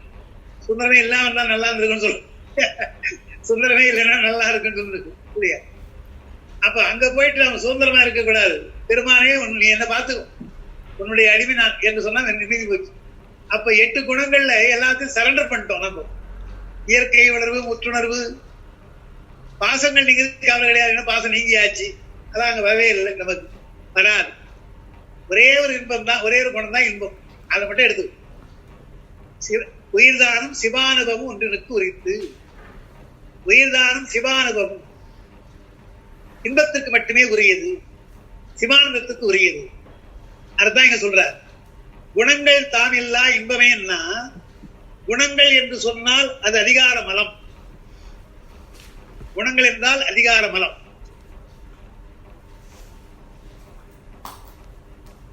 அது இல்லாத நிலை, அந்த மலவாதனை தாக்காத நிலை. இன்பமே என்று சொன்னால் என் குணங்களில் வரம்பில் இன்பம் மட்டும், அதை மட்டும் எடுத்து அதை மட்டும் உணர்தல். இன்பது வரம்பில் இன்பம் உடமை, அதை மட்டும்தான். சத்து சித்தெல்லாம் விட்டுட்டு ஆனந்தம், அதை மட்டும்தான். தன்னை அடிமையாக ஒப்புவிக்கிறது. தன்மயம் வேண்டாம் எனக்கு, நான் உங்களுக்கு அடிமையா இருக்கிறேன் நாமே ஒத்துக்கிறோம். மற்றெல்லாம் சரண்டர் பண்ணிடுறோம். வேண்டாம், இதெல்லாம் முற்றுணர்வு வேண்டாம், வியாபகம் வேண்டாம் என்று சொல்லிட்டு பெருமானே உன்னுடைய இன்பம் மட்டும் எனக்கு போதும், வேற ஒண்ணும் வேணாம். ஏன்னா இதுவரை பிறப்பில இருந்து துன்பப்பட்ட, இங்கே இன்பமா இருக்கும். அதான் அடிப்படை. இங்க சென்னையெல்லாம் பார்த்தீங்கன்னா கோடை காலத்துல அமைச்சர்கள் எல்லாம் கொடைக்கானல் ஊட்டி போயிடுவாங்க. ஒரு மாசத்துக்கு இந்த அரசியல் வேலை கொஞ்சம் வேணாம் எல்லாம் ஒதுக்கி வச்சு போயிடுவாங்க, ரெஸ்ட் எடுப்பாங்க. அந்த மாதிரி உயிர் என்ன ஆகுது? எத்தனையோ பிறவியில் பிறந்தாச்சு, இனி அந்த பக்கமே போக வேண்டாம், பெருமானே உங்ககிட்ட வந்து. கோடை காலத்துல ஊட்டி கொடைக்கானல் போறது போல பெருமானுடைய தண்ணீரெல்லாம் பதிந்தார். தண்ணீரெல்லாம் பதி எல்லாவற்றையும் விட்டு விட்டு போனா தண்ணீரலாக போய் அங்க அமைதியாக இருக்கலாம். அப்ப இன்பத்தை மட்டுமே அனுபவித்தல். அதான் குணங்கள் தான் இல்லா இன்பமே. உன்னை குறுகினருக்கு இனி என்ன குறையே என்ன? என்ன குறை இருக்கிறது? ஞாபக உணர்வு பெற வேண்டும் என்றால் பெறலாம். தொழிலே படைத்தல் காலத்தில் செய்ய செய்யலாம். அதெல்லாம் வேண்டாம்லாம் வந்துட்டேன். வேண்டாம் வந்ததே எனக்கு எந்த குறையும் கிடையாது. அதனால இந்த குறுகினருக்கு இனி என்ன குறையே நீங்க சொல்றதுதான் அங்க அப்படியே வைத்துக்கணும். என்ன குறையும் இலோர் எம்பாவாய் அங்க பாடுறாரு. இது மாதிரி நாங்க கேட்கறதா கொடுத்தோம். பெண்கள் பாடுறதா சொல்ற, நான் கேட்பது என்ன? யாம் இறப்பவை பொன்னும் பொருளும் போகமும் அல்ல, அன்பும் அருளும் அரணும் நான் பரிபாடுறது. அது போல உன்னிடத்திலே அன்பு, எல்லா உயிர்களுக்கும் அருள், அதனால செய்கின்ற அறம்ன்றான். அதுபோல இங்கே எது என்றால் உன்னுடைய அருள் இருந்தால் போதும். அருளினாலே பதிஞானம் எனக்கு வரும், அதான் அறிவு. பதிஞானத்தினாலே வருகின்ற அறிவினாலே வருகின்ற இன்பம் எனக்கு சிவானந்தம். இனி என்ன குறை எனக்கு இருக்கிறது? வேண்டாம் என்று இருக்கு.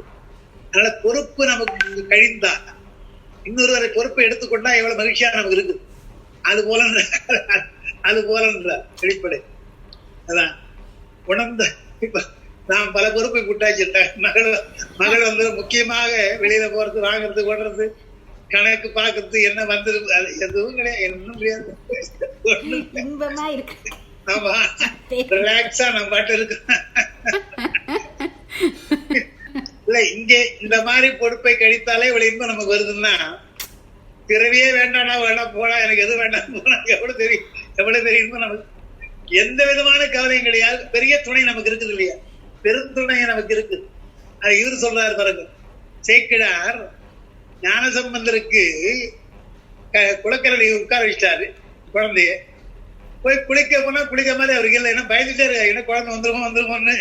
ஆனா பார்த்து கொண்டே எல்லாம் குளிக்கிறாரு. நீராடி தருப்பித்து நியமங்கள் செய்தேன்றாரு. அப்புறம் நீர் பேராமல் முழுகணும், அகவரணம் செய்யணும். அகவரணம் செய்யற பொழுது உள்ள போயிடணும். இப்ப யாரு காவல்? பெருமாள்.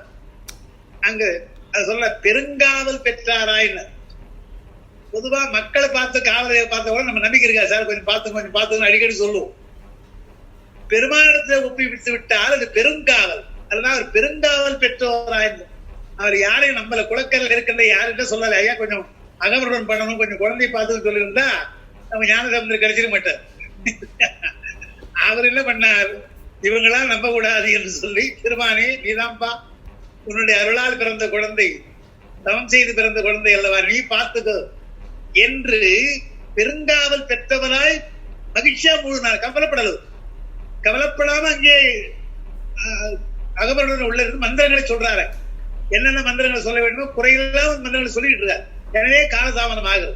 அது காலதாமதம் ஆக ஆக இங்க பெருமானுக்கு ஞானத்தை கொடுக்குறான். வந்து குழந்தை அழ ஆரம்பிச்சு உடனே முழுகி நாம என்ன பண்ணுவோம், ஒரு முழுகு மொழி எழுதி பார்ப்போம், ஒரு முழுகு எழுதி மறுபடியும் பார்ப்போம். ஏன்னா நம்ம குழந்தைகளுக்கு ஞானம் வரக்கூடாது. அப்படி முடிவு பண்ணிட்டு தான் நம்ம கோயில் காட்சி போறோம் இல்லையா? அங்க அப்படி இல்ல, ஞானம் பெறுவதற்காக முழுகினார், முழுகிட்டார், அப்படியே முழுகிட்டார். அவருக்கு புரை கல்வியில உடனே எதுவும் கிடையாது, பெரிய நிலை அவருக்கெல்லாம், எந்த கவலை இல்லையா? குறுகினருக்கு இனி என்ன குறையே இல்லையா? அதேதான், என்ன குறையும் இலவோம் என்று அடியார்கள் சொன்னால் அதான் அடிப்படை. பெருமான் அடைக்கல், பெருமான் எல்லாம் வந்து அங்க போயிட்டு அவர்தான் துணைங்க, வேற யாரும் இல்லைன்னு, வேற யாரும் அங்க கிடையாது. அந்த பாட்டு முக்கியம். உணர்ந்த மாமுனிவன் ஒரு வார்த்தை போடுற பெரியவர்கள் அவங்க எல்லாம், கும்பரோடு ஒழிந்தார் உணர்வுக்கும் தெரிவரும் பொருளே, இணங்கிலி எல்லா உயிர்க்கும் உயிரே, என்னை பிறப்பருக்கும் என் மருந்தே. அந்த வேறுபாடு சொன்னேன். உயிருக்கு உயிராக இருப்பது கலப்பு நிலை, எல்லாம் கலந்திருக்கிறான் பெருமான். ஆனால் மருந்தாக வருவது சிலருக்குத்தான். எப்படி நாதனாக வருவது சிலருக்கு நம்ம சொல்லுவோம் முதல்ல, அது போல மருந்தாக வருவது, பிறவி நீக்குவதற்கு வருந்தவன் அவன் தான். பெரும்பாலும் அவன் இணங்கிலின்னா ஒப்பில்லாத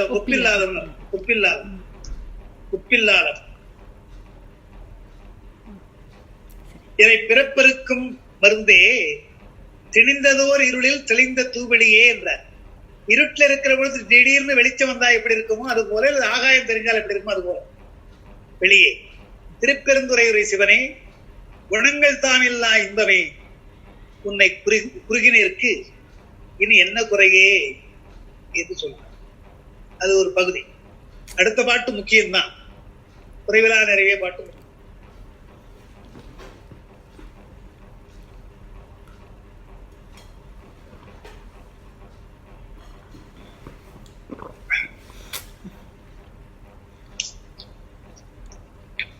அடுத்த பாட்டு நிறைவேன்னு சொல்லாம குறைவிலா நிறைவேன்றார். அதான் முக்கியம். அதாவது கலித்தொகையில் ஒரு வரி வரும், செல்வம் என்பது சிந்தையின் நிறைவேன்னு வரும். செல்வம் என்பது சிந்தையின் நிறைவே, மனசு திருப்தியா இருந்தா போதும். போதும் என்ற மனமே பொன் செய்யும் மருந்துன்னா. பொன் செய்யும் மருந்துனா என்ன அர்த்தம்? ரசவாதம் அர்த்தம். ரசவாதம் செய்யறது என்னோடு கஷ்டப்படுறீங்களே, தாய்மானவர் சொல்றாரு இல்லையா, நேசித்து ரசவாத வித்தைக்கு அலைஞ்சிடு நெஞ்சு முன்னாவர்னு. உலோகங்களை எல்லாம் பொன்னாக மாற்றுவதற்கு ரசவாதம் கற்றுக்கொண்டு நெஞ்சு முன்னாவர்னு கஷ்டப்படுவாங்க. அதெல்லாம் பொன் செய்யும் மருந்து கிடையாது. போதும் என்று சொன்னால் அதுதான் ரசவாதம். இரும்பு இருக்குதா, போதும் பா, பொண்ணு இருக்கா, கொஞ்சம் போதும் என்று போதும் என்று வந்துவிட்டால் அதுதான் பொண்ணுன்றார். அது இல்லாத வரையில் பொண்ணு இருந்தாலும் கூட சிறப்பு கிடையாது. நேரமே ஆசைப்படுறான், நிறைவில்லாம போகும். அதனால செல்வம்னா என்ன சொன்னாங்க? செல்வம் என்பது சிந்தையின் நிறைவேன்னா. தமிழ்ல அழகா அதுக்கு பெயர் வச்சிருக்காங்க. செல் என்றால் போன்னு அர்த்தம், செல்வம் என்றால் போயிடும் அர்த்தம். அது போகக்கூடியது நாங்க வாரத்திலே வச்சுட்டாங்க. அது ஒருத்தர்கிட்ட இருக்காதுப்பா, அது ஒழுங்கா இருக்காது, எங்கேயும் போயிடும். செல்வோம் செல்வோம்னு சொல்லுதான். நாம் செல்வோம் செல்வோம் என்றதுனால செல்வம். பழைய தமிழ செல்வம் தான் போறேன்னு அர்த்தம். செல்வம் பருவம், பேசுவோம் என்றால் பேசுவேன், நாங்கெல்லாம் பேசுறோம்னு அர்த்தம். அது போல செல்வம் தான், நாங்க செல்றோம், வரும்போதே நான் போறேன் போறேன்னா வருதான். எனவே செல்வம் நாங்க அந்த பெயர். அது சிந்தையில் நிறைவினர். மனசு நிறைந்து விட்டால் வறுமையிலே கூட செம்மையாக இருக்கலாம், வறுமை தெரியாது. கேடும் ஆக்கமும் கெட்ட திருகினார். அடியாளுக்கு எல்லாம் சொல்றாங்க, பெருமான் தான் நமக்கு செல்வம். அவன் இருக்கிற பொழுது வேறு செல்வத்தை எண்ண வேண்டிய அவசியமே கிடையாது. வறுமை வந்தால் பெருமான் இருக்கிறான், அந்த பெருஞ்செல்வம் நமக்கு இருக்குது என்று நம்பிக்கை வருமே தவிர வறுமை என்ன வராது நமக்கு. இந்த பொருட்செல்வம் இல்லை இருந்தாலும் வறுமை வரும். வறுமைன்னு சொல்றான். பெருமானே துணையாக இருக்கிறான், அவன் சென்றடையாத திருவிடையான் நம்ம சொல்றவனே. அவன் இருந்தால் நம்பிக்கை வந்தால் அதுதான் இளையான்குடி மாறனாருக்கு அதை சொல்றார் சேக்கிழார். அல்லல் நல்குறவு ஆன போதிலும் வல்லர் என்று அறிவிக்கவே வருவை வருகின்ற பொழுது கூட விருந்தோம்புதலைக்கு அவர் விடல. அதை சொல்வதற்காக தான் வரார் அப்படின்னு. அதுபோல அவனை செல்வமாக கருதினால் இதெல்லாம் செல்வம் இல்லை. ஏன்னா அவன் குறைவிலா நிறைவேன்ற. இப்ப நாம சொல்ற செல்வம் எல்லாம் குறையும், கொடுக்க கொடுக்க குறையும். ஆனால் கல்வி குறையாதல்லவா? அது போலன்ற கல்வியால் அறிகின்றவன் பெருமான், சிறந்த கல்வியால் மெய்நூல்களால் அறியப்படுகின்ற பெருமானும் எப்படி நூல்களுடைய அறிவு குறையாதோ அதுபோல் அவனும் குறைய மாட்டான். குறைவிலா நிறைவே கோதிலா அமுதேன்னார். கோது என்றால் குற்றம், ஏதோ சக்கை, ஏதோ குற்றம் இருக்கும். இப்ப நம்ம வாழைப்பழம் சொன்னா வாழைப்பழத்துல தோல் இருக்கு இல்லையா, அது கோது. அதை தூக்கிட்டு தான் நம்ம அது சத்து இருக்குன்னு சொல்றாங்க, இருக்கட்டும். இருந்தாலும் தோல் என்பது கோது. நிலக்கடலை சாப்பிட்றோம், மேல ஒரு மூடி, அதை எடுத்துதான் நம்ம சாப்பிட்றோம். அரிசி என்றால் நெல்லுடைய உண்மையை நீக்கிறோம், அதெல்லாம் கோது. இப்படி உணவு சாப்பிடுகிற பொழுது திராட்சையை விடுச்சிங்களேன், திராட்சை சின்ன திராட்சைன்னா சின்ன விதை இருக்கும், அதுல அதை சுட்டுவிடும். அதுபோல அதெல்லாம் கோது. அதை வள்ளுவர் சொல்ற, விதையில்லாத ஒரு பழம் நல்லதுதான், விதையில்லாத பழம் தான் எப்படி இருக்கும், நல்லா இருக்கும் அல்லவா என்று சொல்ற. காமத்து காழில் கனி என்று விதையில்லாத பழம் இனிப்பது போல என்னுடைய தலைவி எனக்கு இருக்கிறாள் ஒரு காமத்து படுற. எனவே எல்லாம் கோது உடையது, நாம் சாப்பிடுவதெல்லாம் கோது உடையது. ஆனா இவன் அப்படி இல்லை. கோதிலா அமுதே, குறைவிலா நிறைவே கோதிலா அமுதே ஈரிலா கொழுஞ்சுடர் குன்றே. இந்த கொழுஞ்சுடர் என்பது அறிவு அர்த்தம். அறிவு, இயல்பான அறிவு. குறைவிலா நிறைவே என்ற பொருள் வகையில் குறைவில்லாதவன், எந்த வகையிலும் குறைவு. திருப்தி என்று நாம சொல்றோம், திருப்தி என்ற வார்த்தை அதுதான் குறைவிலா நிறைவுன்ற. பெருமானுக்கு திருப்தியா இருக்கிறான்னு சொல்றோம். அதை வேண்டுதல் வேண்டாமையிலான், வேண்டுதலும் கிடையாதவனுக்கு வேண்டாமையும் கிடையாது. வேண்டுதல் வேண்டாமையிலான் அதான் திருப்தி, குறைவிலா நிறைவு. கோதிலா அமுதே என்பதுதான் பாசங்களை நீங்குதல். இந்த குற்றம் கிடையாது, இயல்பாகவே பாசங்களை நீங்குதல் கோதிலா அமுதே, குற்றம் கிடையாது. நீரிலா கொழுஞ்சுடர் குன்றே என்பதுதான் இயற்கை உணர்வு, அது முற்றுணர்வு. நீரிலா கொழுஞ்சுடர். இப்ப நமக்கெல்லாம் நம்முடைய அறிவெல்லாம் மறதி என்பது வந்தால் அது குறை, பொருளை தவறா புரிந்து கொண்டால் அது குறை, பொருளே புரியவில்லை என்றாலும் குறை. நம்முடைய அறிவுக்கு அப்படிலாம் இருக்கு. நம்முடைய அறிவு மறதி உடையது.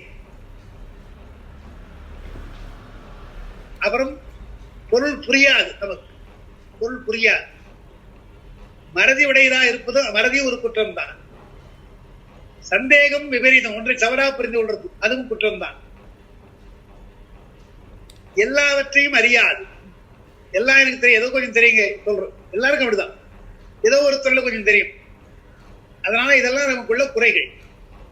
அப்படி அல்ல. ஈரிலா கொழுஞ்சுடர் குன்றே என்றால் மாஸ்டர் ஆஃப் ஆல் சப்ஜெக்ட்ஷிப் யாரோ சொல்றாங்க இல்லையா, அந்த மாதிரி அவர் எல்லாம் தெரிந்தவர், எல்லாம் அவனுக்கு தெரியாத ஒண்ணும் கிடையாது.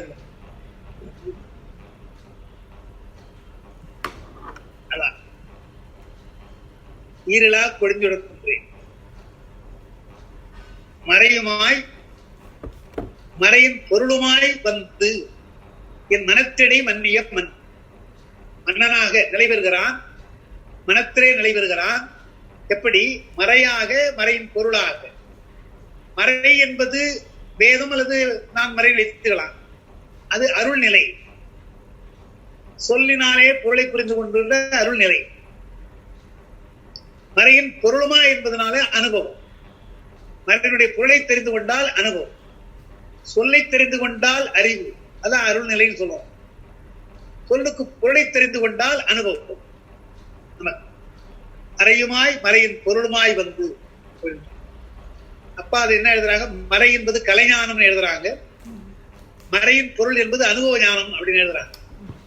மறையின் பொருள் அனுபவ ஞானம், மறை என்பது கலைஞானம் அப்படி பொதுவாக எழுதுறார். அறிகின்ற நூல் அறிவு எழுதும். சிறைபெறா நீர் போல் சிந்தை வாய்ப்பாயும் திருப்பெருந்துறையில் சிவனே. சிறைபெறா நீர் போல் என்பது மிக முக்கியம். சிவஞான போரத்துல தம்முதல் குருமாய் தவத்தில் உணர்த்துகிறார். உணர்த்த விட்டு அந்நியம் இன்மையில் அரண்கள் செல்லும். தன் முதல் குருவுமாய் உணர்த்த விட்டு அந்நியமின்மையில் சொன்னார். விடுதல் இருக்கு இல்லையா, அது எவ்வளவு வேகம்ன்றதுதான் பின்னால வெண்பால சொல்லுவார். சிறை செய்ப்புணரை எல்லாம் விட்டா எப்படி இருக்கும்? அணை கட்டி வச்சாங்க. தேக்கி வைத்த அணையிலே கட்டி வைத்த அணை உடைந்தார், அப்படியே வேகம் வருது இல்லையா? அதுபோல் பெருமானத்துல போற நேரம் போகும். ஆடிக்கொடுக்கின்ற ஊஞ்சல் கீழே விழுவது போல, வேகமா விழுவது போல விரைந்து செல்லுகிறோம்.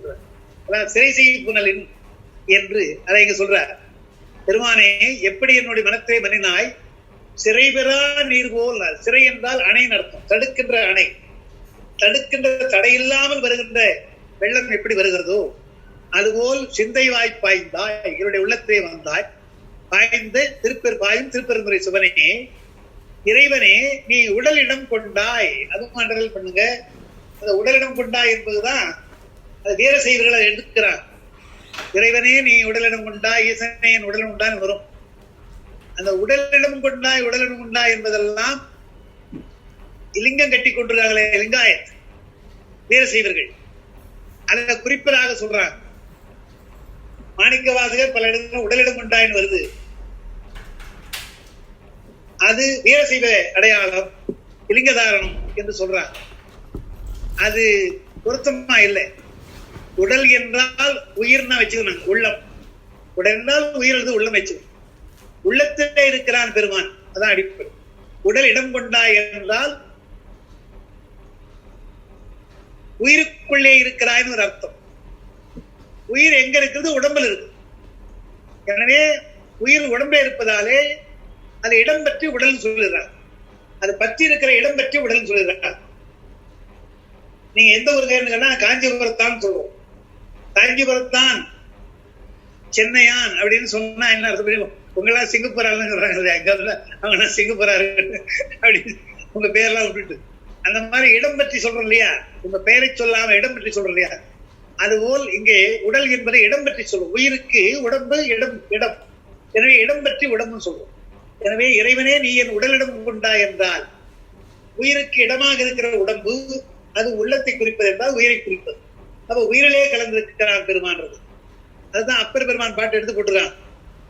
இலாவாத புலால் உடம்பே புகுந்தின்ற கற்பகமேன்னு ஒரு பாட்டு வருது இல்லையா? இலாவாத புலால் உடம்பே புகுந்து நின்ற கற்பகம். உடம்பிலே புகுந்தான் என்ன அர்த்தம்? உடம்புக்குள்ளே புகுந்திருப்பது, உள்ளே போவது உயிர். எனவே உடம்பிலே புகுந்து உயிருக்குள்ளே கலந்தான் என்பதுதான் நமக்கு. அந்த காதலுக்கு சொல்ற பொழுது கண்வழி சென்று கருத்து ஏறி உயிர் ஏறி கலந்து கொண்டான். மூணாவது சொல்லுவாங்க, கண்வழி சென்றார். அந்த அழகான தலைவன் என் கண்வழியே வந்தான், கருத்திலே ஏறிக்கொண்டான். எப்ப மறக்க முடியவனே, மறக்க முடியாம எப்படி ஆயிடுச்சு? உயிர் ஏறினான், உயிரில கலந்து விட்டான் என்று சொல்றோம் இல்லையா? அது போல இங்க சொல்ற பெருமான் கண்வழியிலே சென்றான், கருத்திலே கலந்தான், உயிரிலேயே கலந்து கொண்டான். அதான் அடிப்படை. உயிருக்கு உயிராய். இறைவனே நீ என் உடலிடம் கொண்டாய், இனி உன்னை எண்ணிறக்கேன். நீயே வந்து என் உள்ளத்துல வந்தப்ப நான் உன்னை என்ன கேட்க முடியும்? நீயே உள்ளத்துல இருக்கிற என்ன கேட்க முடியும்? அதான் என்ன சொல்லுவாங்க எல்லாரும், என்ன வேண்டும் என்று கேட்டால் எல்லாரும் என்ன சொல்லுவாங்க? உன்னிடத்தே அன்பு வேண்டும். அதான் வேற ஒண்ணு. பெருமானே உன்னை மறவாமலும் இருக்கணும், உன்னிடத்தே அன்பு இருக்க வேண்டும், இதுதான் எனக்கு வேண்டுமே தவிர எந்த பிறப்பிலே நான் பிறந்தால் என்ன அதை பற்றி கவலை இல்லை என்று நாம் சொல்வதுக்கு அதான் காரணம். உடம்பிலே கலந்து கொண்டார் என்றால் உயிரேறி கலந்து கொண்டான்.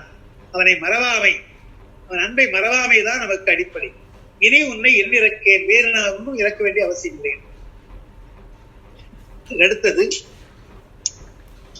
இறந்து உருக என் மனத்துள்ளே எடுகின்ற சோதியே, இமையோர் சிறந்தரில் பொலியும் கமலச்சேவடியாய் திருப்பெருந்துறை சிவனே, நிறந்த ஆகாயம் நீர் நிலம் தீ கால் ஆய் அவை அல்லையாய் அங்கே கறந்ததோர் உருவே கழித்தவன் உன்னை கண்ணுற கண்டு கொண்டு இன்றே.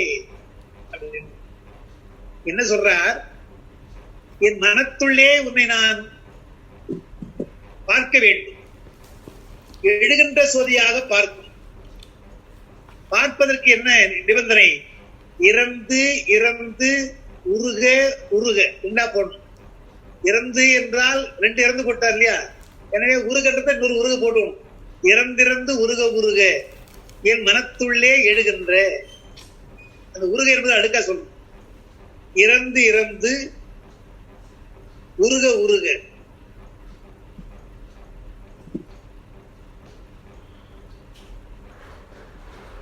அப்ப என்ன சொல்றார்? இப்போ இறந்து இறந்து நான் கேட்கிறேன், மேலும் மேலும் இறக்கின்றேன். மேலும் மேலும் இறப்பதாலே நீ வரல, உருகினால் வருகிறாய். வேண்டுகிறோம், இறந்து இறந்து வேண்டுகிறேன், அப்ப உடனே வரல. இறந்து உருகினால் தான் வர. அப்ப உருக உருகன்னு சொன்ன. அப்ப உருக உருகத்தான் அந்த ஒளி வருகிறது.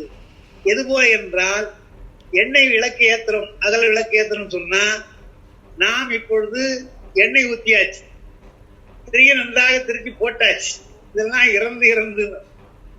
உருக என்பதுதான் ஏத்துறது இல்லையா? ஏத்திரம் ஏற்றிய உடனே லேசா வந்து அப்புறம் கொஞ்சமா நன்றாக எரிகிறது இல்லையா? அதுபோல் உருகினால் நமக்கு உள்ளத்திலே பெருமான் எழுகிறான். இறப்பதும் தேவை, வேண்டுவதும் தேவை. விளக்கும் எண்ணெய்க்கு தேவை, திரியும் தேவை. ஆனா அதை விட நெருப்பு தேவை எரிவதற்கு.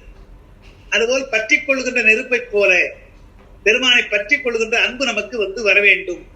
அதனால் உருக வேண்டும். இறந்து இறந்து உருக உருக என் மனத்துள்ளே எழுகின்ற சோதி. இங்கேயும் சொன்னார், முதலையும் சொன்னார் இல்லையா? எழுகின்ற சோதி என்று. அதாவது முதல் பாட்டுல மாறி நின்று என்னை மயக்கிட வந்த பாட்டுல அமுதே ஊரு நின்று என்னுள் எழுபரஞ்சோதின்னு வரும். என்னுள் எழுபரஞ்சோதின்னு அங்கேயும் சொன்னார். அதேதான் இங்க சொல்றார். என்னுள்ளே எழுபரம் சோதியாக இருக்கிறாய்.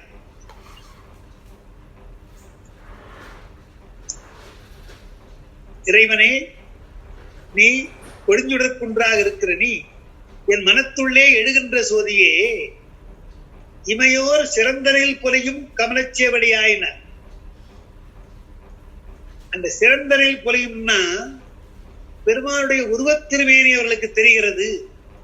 உருவத்திருமேனியை கண்டு வணங்குகிறார்கள் கைலாயத்துல என்று சிறந்தனில் பொலியும். பெருமான் உருவத்திருமேனி இருக்கிறது தவிர இன்னும் அவர்களால் அனுபவம் வரவில்லை. அவர்களுக்கு அனுபவம் இல்லை. பெருமானை பார்க்கிறாங்க, தரிசனம் பண்றாங்க, சிரத்திலே கொள்வது போல கொள்றாங்க. ஆனால் பெருமானுடைய அனுபவம் அவர்களுக்கு வரவில்லை. சிறந்த நிலையில் பொலியும். அதனால சிறந்த நிலை பொலி கமலச்சி அப்படின்னா பெருமானுடைய திருவடியை அவர்கள் எண்ணிக்கொண்டிருக்கிறார் தலைவர் என்றாங்க தவிர அனுபவம் என்பது இன்னும் வரவில்லை உங்களுக்கு. திருப்பெருந்துறையுடைய சிவனே, நீ எப்படி இருக்கிறாய்? நிறந்த ஆகாயம் நீர் நிலம் தீக்கால் பஞ்சபூதம், பஞ்சபூதமாய் அவை அல்லவையாயின்றார். அது இல்லாமல் இருக்கிற பஞ்சபூத கலப்பாவில் இருக்கிற,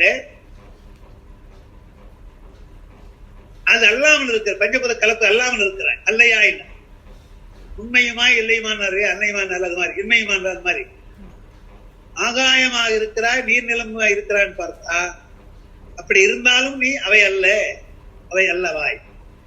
அதுபோல் எங்கள் உள்ளத்திலே நீ இருந்தாலும் நீ தனியாள். உன்னுடைய சொரூபம் வேற என்ன? உள்ளத்திலே தரீரே கலக்கிறாய், அட்டமூர்த்தத்திலே கலக்கிறாய், ஆனால் நீ வேற ஆள் இல்லையா? வேற. நமக்கு அப்படிதான். அந்த அட்டமூர்த்த சொல்றோம். இங்க 5 பஞ்சபுரத்தை சொன்னார். அவை அல்லையாய் ஆங்கே கறந்ததோர் உருவே, எல்லாவற்றிலும் நீ உன்னுடைய உருவத்தை மறைத்திருக்கிறாய். எங்க பஞ்சபுரத்திலும் ஆற்றல் தான் இருக்க தவிர உன்னுடைய உருவம் இல்லை, உருவம் கிடையாது. ஆன்மாவிலும் கலக்கிறாய், அங்கே உருவம் இல்லை.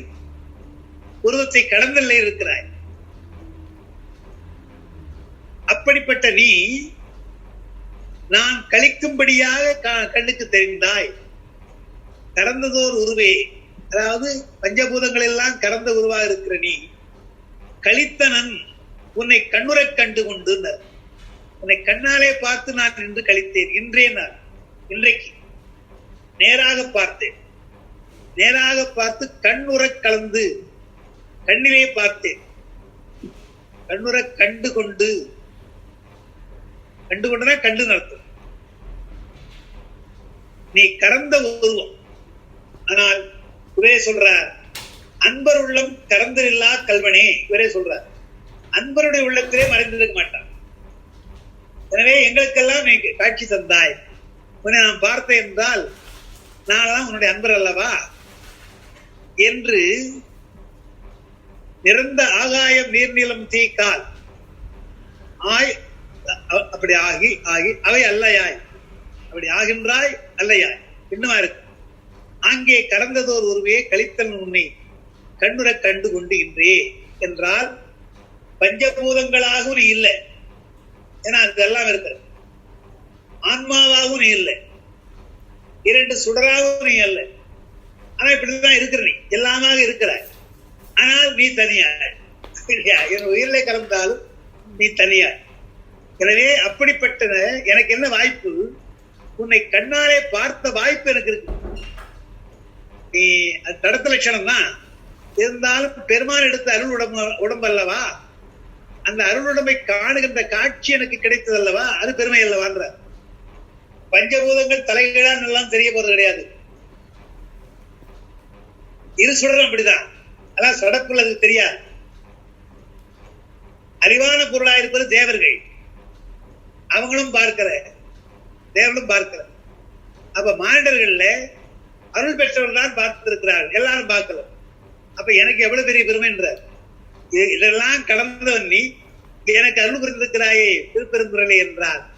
அடியேன் கண்ணுறக் கண்டேன்றார்.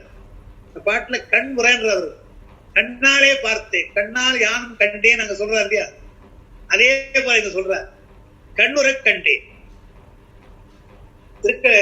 திருமறை காட்டுல கதவை திறந்து மூடிய பின்னால் அன்னைக்கு கத்திரத்துல படுத்துட்டு இருக்கிறார் அப்பர் பெருமான் படத்துல. அவர் தூக்கம் வரல, என்னடா தப்பிட்டுவே. அந்த நேரத்துக்கு பெருமான் நேரா வர, அது அவருக்கு எப்படி கனவு போலும் தெரியுது, நேராம் தெரியுது. ஏன்னா தூக்கம் அவருக்கு இல்லை, கனவா தெரியாம நேரா தெரிகிறார்.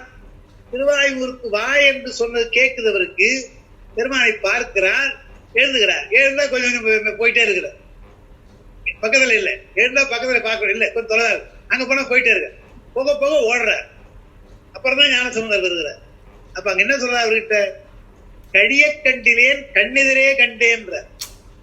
கழிய கண்டிலேன், நான் படுத்துட்டு இருந்தேன், எழுந்து உட்கார்ந்தா போகணும் இல்லையா, நேரம் தெரிகிறார், கண்ணெதிரே கண்டேன். அதுக்கப்புறம் தான் ஒடிய கண்டிலேன் ஓட்டந்தேன். அவர் கிட்ட போய் பார்க்கலாம தான் ஓடுறாரு, தள்ளி போறார். ஓட்டந்தேன், ஓடி வர வேண்டியதா போச்சுனாலே என்று அருகிலே வந்ததும் அவருக்கு அகப்படாமல் கொஞ்சம் தொலைவாக போகிறார் பெருமான் என்பதும் அங்கதான் அவர் சொல்றார். என்ன எப்படி நான் பெருமானான்னு கேட்கிறார் ஞானசம்பந்தர், கேட்கிறார். ஐயோ பெருமான் தாங்க, அதனால சந்தேகம் கிடையாது.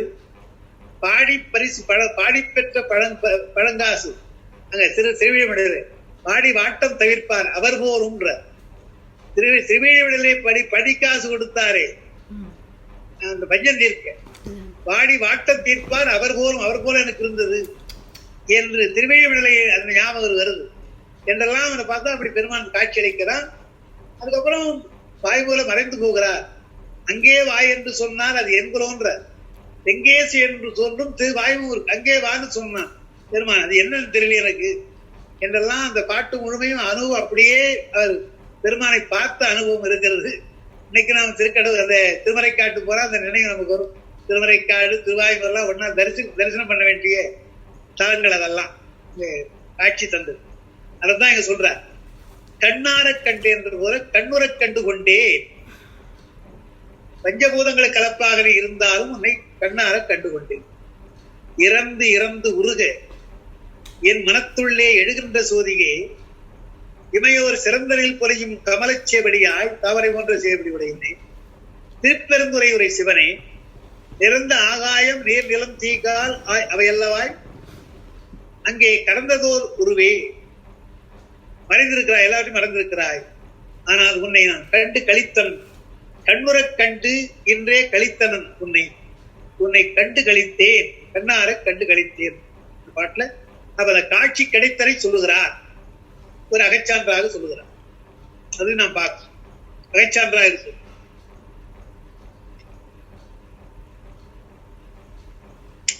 இங்க இந்த இடத்துல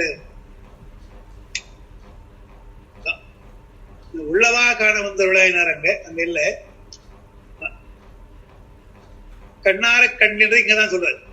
அது கண் நேரே பார்த்ததுக்கு இங்கதான் அந்த அகைச்சான்றா இருக்கு இந்த 6வது பாட்டு. இனி அடுத்த பாட்டு மிக முக்கியம்.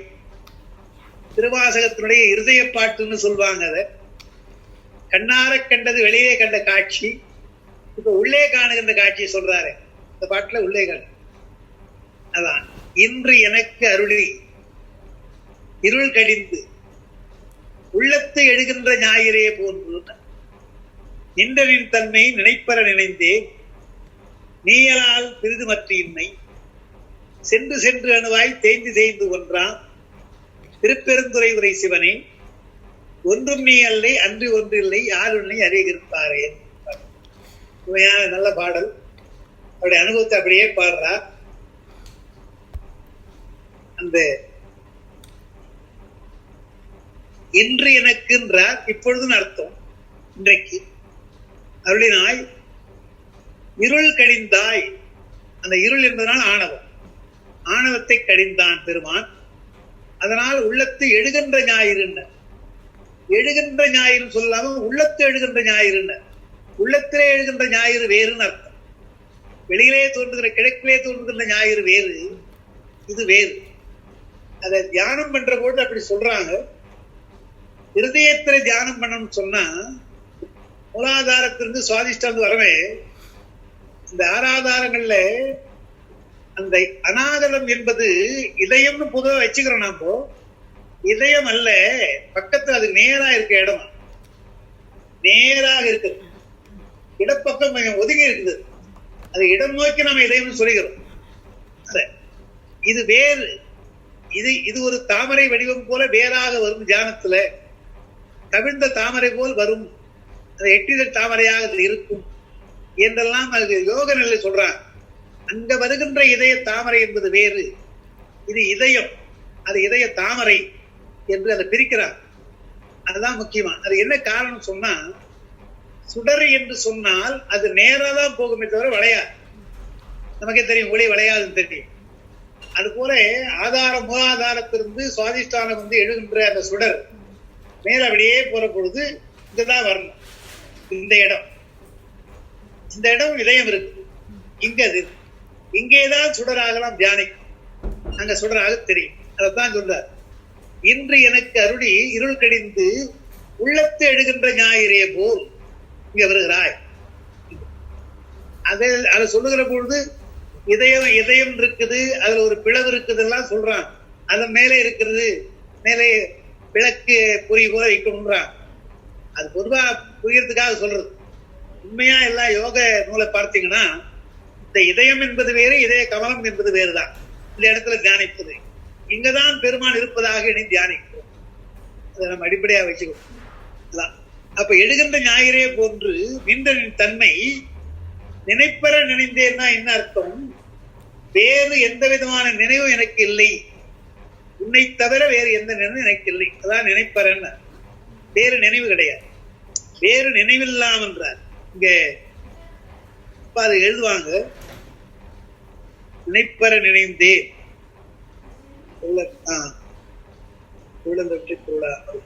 அதான் பொருளல்லவற்றை பொருளாக செய்கின்ற மாதிரி. அதுதான் இல்ல, நினைப்பறது கருவிகள் வழியாகவும் தற்போரத்தின் வழியாகவும் ரெண்டு எழுதுறான்.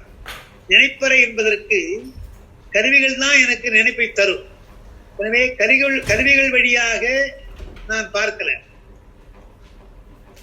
இரண்டாவது தற்போதம், பசு ஞானம், அதன் வழியாக நாம் பார்க்கல.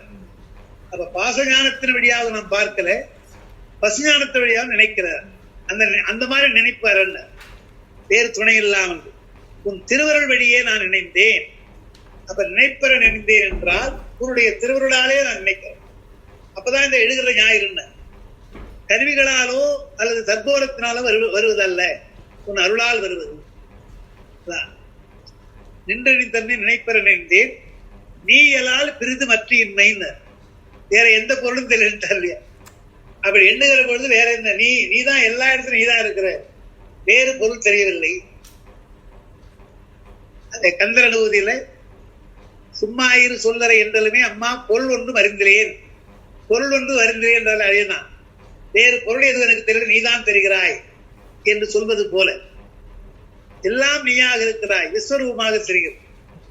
எல்லா இடமும் நீ கலந்திருக்கிறாய். ஏன்னா பஞ்சபுரத்தில் கலந்துருக்க, நீ எல்லா இடங்களிலும் கலந்திருக்கின்ற பெருமானே, நீயலால் பிரிது மற்ற இன்மை நான் தெரிந்து கொண்டேன்.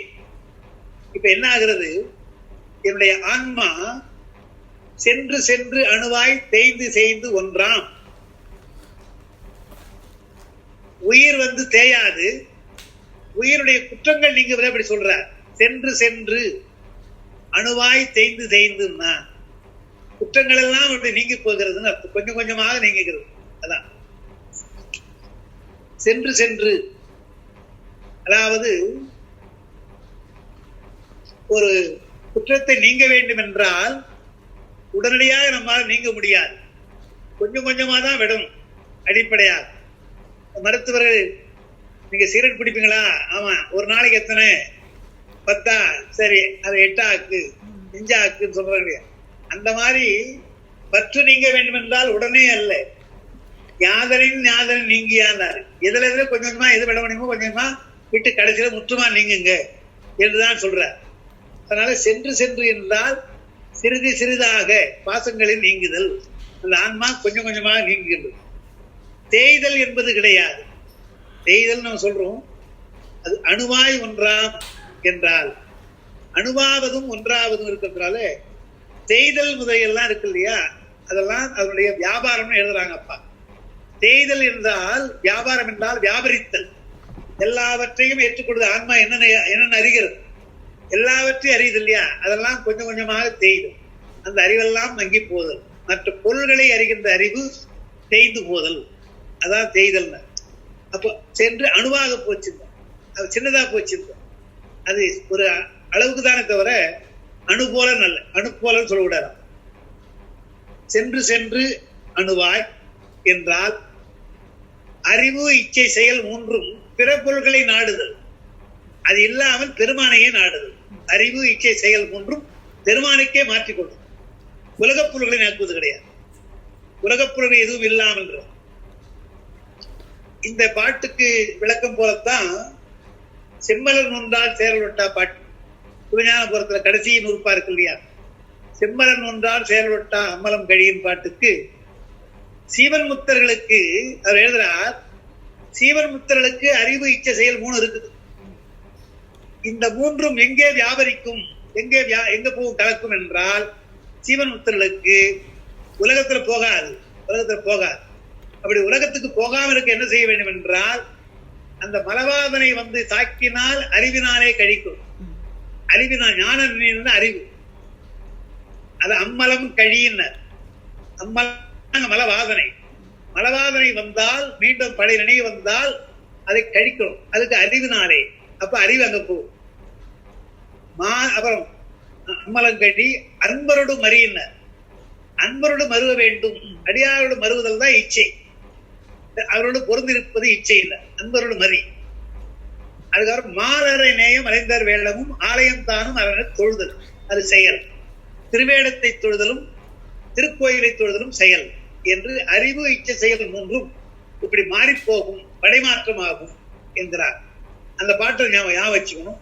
மலம் கழி என்பதனாலே அறிவு, ஞான நன்னீரல அறிவு.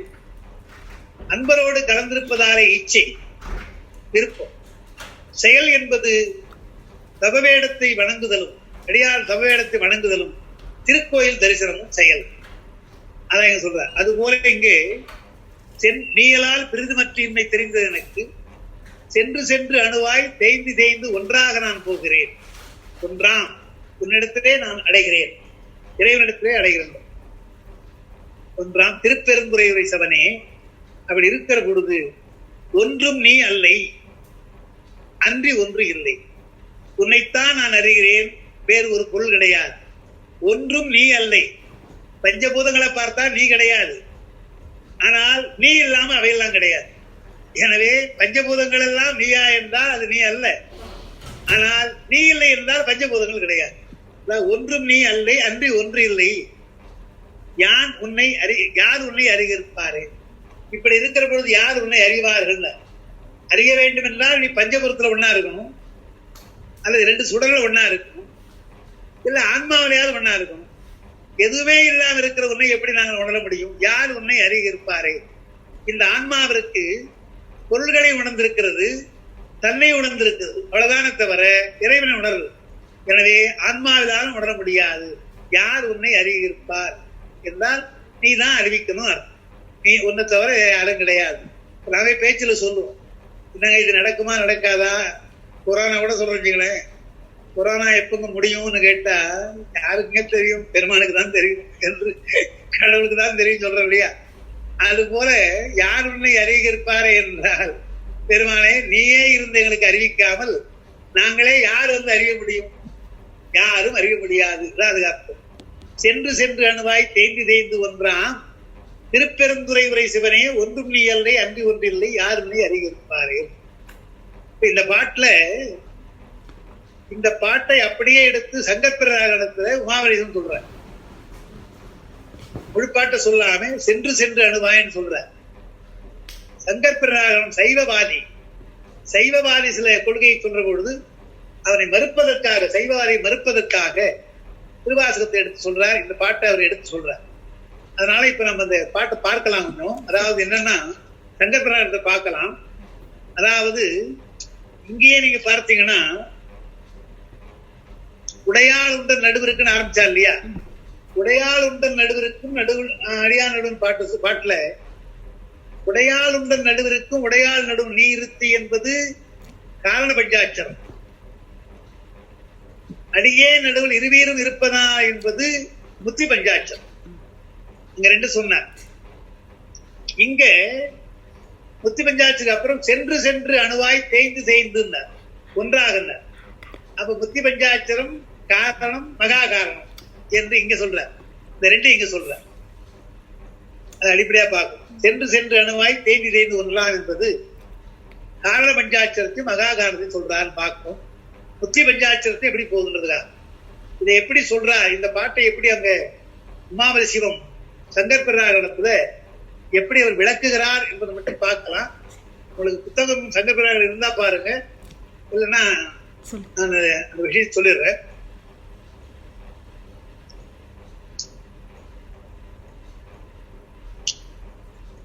இதுல திருமந்திரத்துல அப்பா மேற்கோள் காட்டுறாங்க, அதனால அது கொண்டாங்க.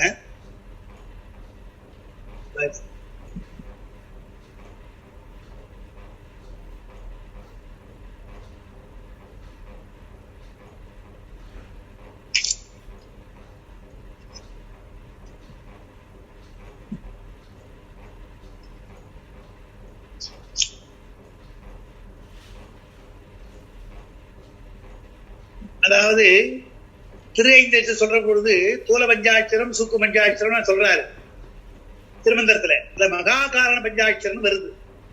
அது மகா காரண பஞ்சாட்சரம்ன்றதுல 10வது 9ஆம் தந்திரம் 2, 6, 7, 5 நீங்க போறது நம்பர்.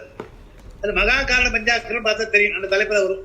மகா காரண பஞ்சாட்சரம் திருமந்திரத்தில் அங்கமும் ஆகமும் வேதமும் ஓதினும் எங்கள் பிரான் எடுத்து ஒன்றில் இருப்பது. நீங்க வேதாங்கம் படிக்கலாம், வேதம் படிக்கலாம், ஆகமெல்லாம் படிக்கலாம். எதை படித்தாலும் எங்களுக்கெல்லாம் பெருமான் என்றால் 5 எழுத்து இருக்கிறான். 5 எழுத்து சொல்லிவிட்டால் போதும். வேதம் ஓதுதலும் ஆகமம் ஓதுதலும் வேண்டாம், 5 எழுத்து ஓதுனா போதும். எங்கள் பிரான் எடுத்து ஒன்றில் இருப்பது. சங்கை கெட்டுனர். நீங்க அதுல சந்தேகம் வரக்கூடாது. என்னங்க அவ்வளவு பெருசா ஆகமெல்லாம் இப்படி இருக்குது, இதெல்லாம் வேதம் அப்படி இருக்குதே, 5 எழுத்து போருமான்னு கேட்டா சந்தேகப்படாத, அதெல்லாம் பொருள் என்ன, அதான் பொருள்.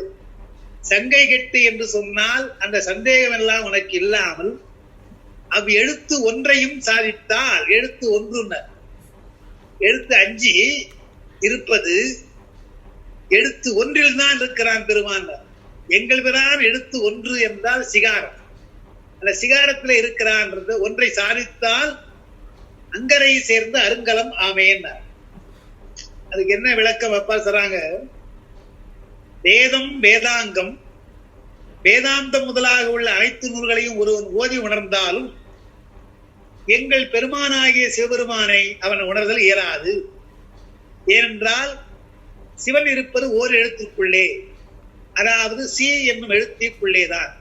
எனவே அதனை உண்மையாக உணராமல் மற்ற எத்தனை நூல்களை ஓதினாலும் அவனை உணர முடியாது என்பதாம்.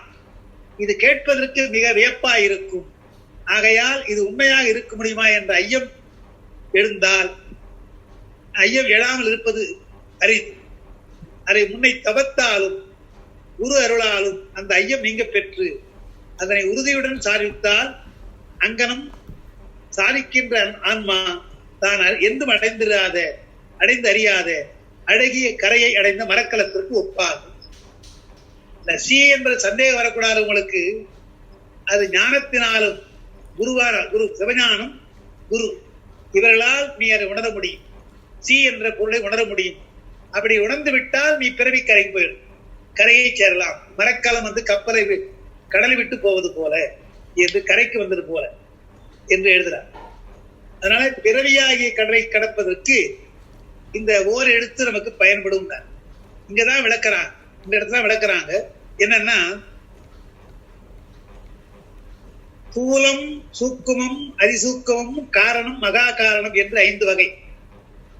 இத எப்படி சொல்லணும்? சமய தீட்சை பெற்று தூல பஞ்சாக்கரத்தை ஓதி சரியையில் நிற்றல்.